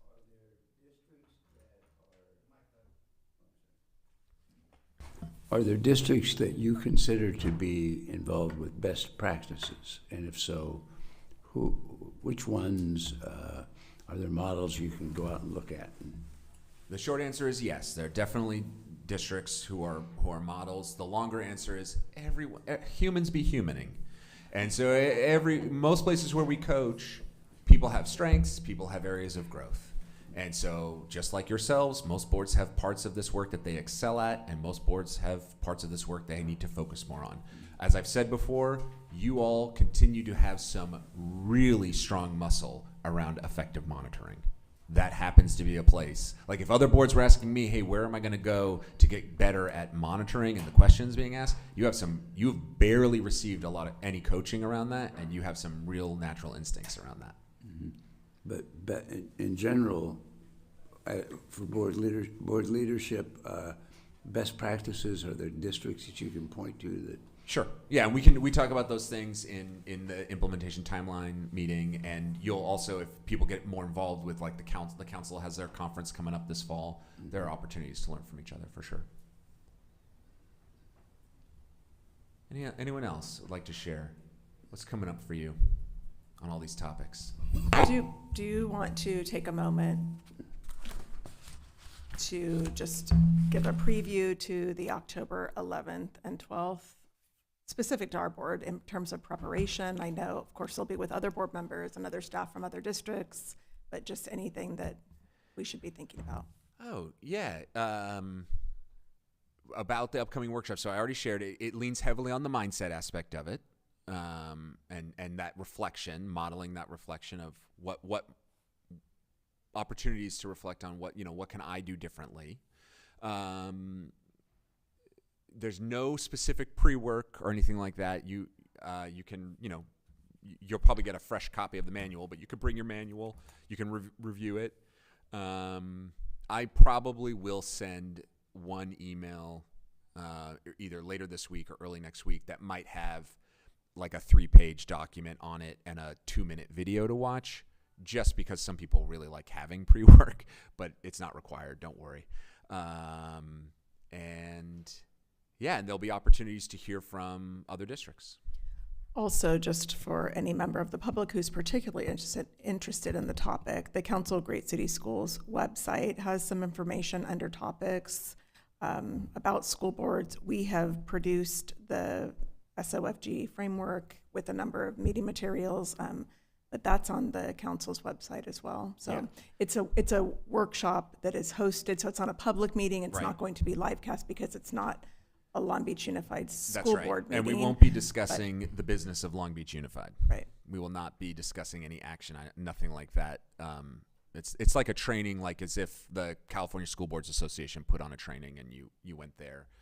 It is not a public meeting. Though, if your public is interested in having the workshop, we are happy to come back and help, and we can provide that. So, and just to be clear, the cost of that for Long Beach is almost entirely included in what you've already contracted the council with. The costs of that are, reproducing copies of the manual and a few other materials, and the travel in expenses of the two facilitators. That's it, which is pretty low given the bang for buck. They're generally like $25,000 experiences, and you would be there for chump change. I think that's it. We're at And noon. we don't Yeah. have to travel. So that's the other benefit. And you don't for have to travel. us picking. That's right. Yes, and it's outside Yeah. of work hours, so it doesn't conflict. That's right. You all, by Long Beach and the council partnering together, you also got to prioritize the dates that the other district folks who are traveling in had to work around. So yeah, the more you all prioritize this, the more you get it built around your needs. We're at noon. I turn it back over. Well, thank you so much for being with us this morning. We all look forward to being with you October 10th and 11th, and also our community engagement, which is Monday evening at the Assistance League. I believe we're starting at 6 o'clock. Yes. And the public is welcome to come to that. So thank you, everyone. We will reconvene at our public meeting at 5 o'clock this evening. We're adjourned. October 11th.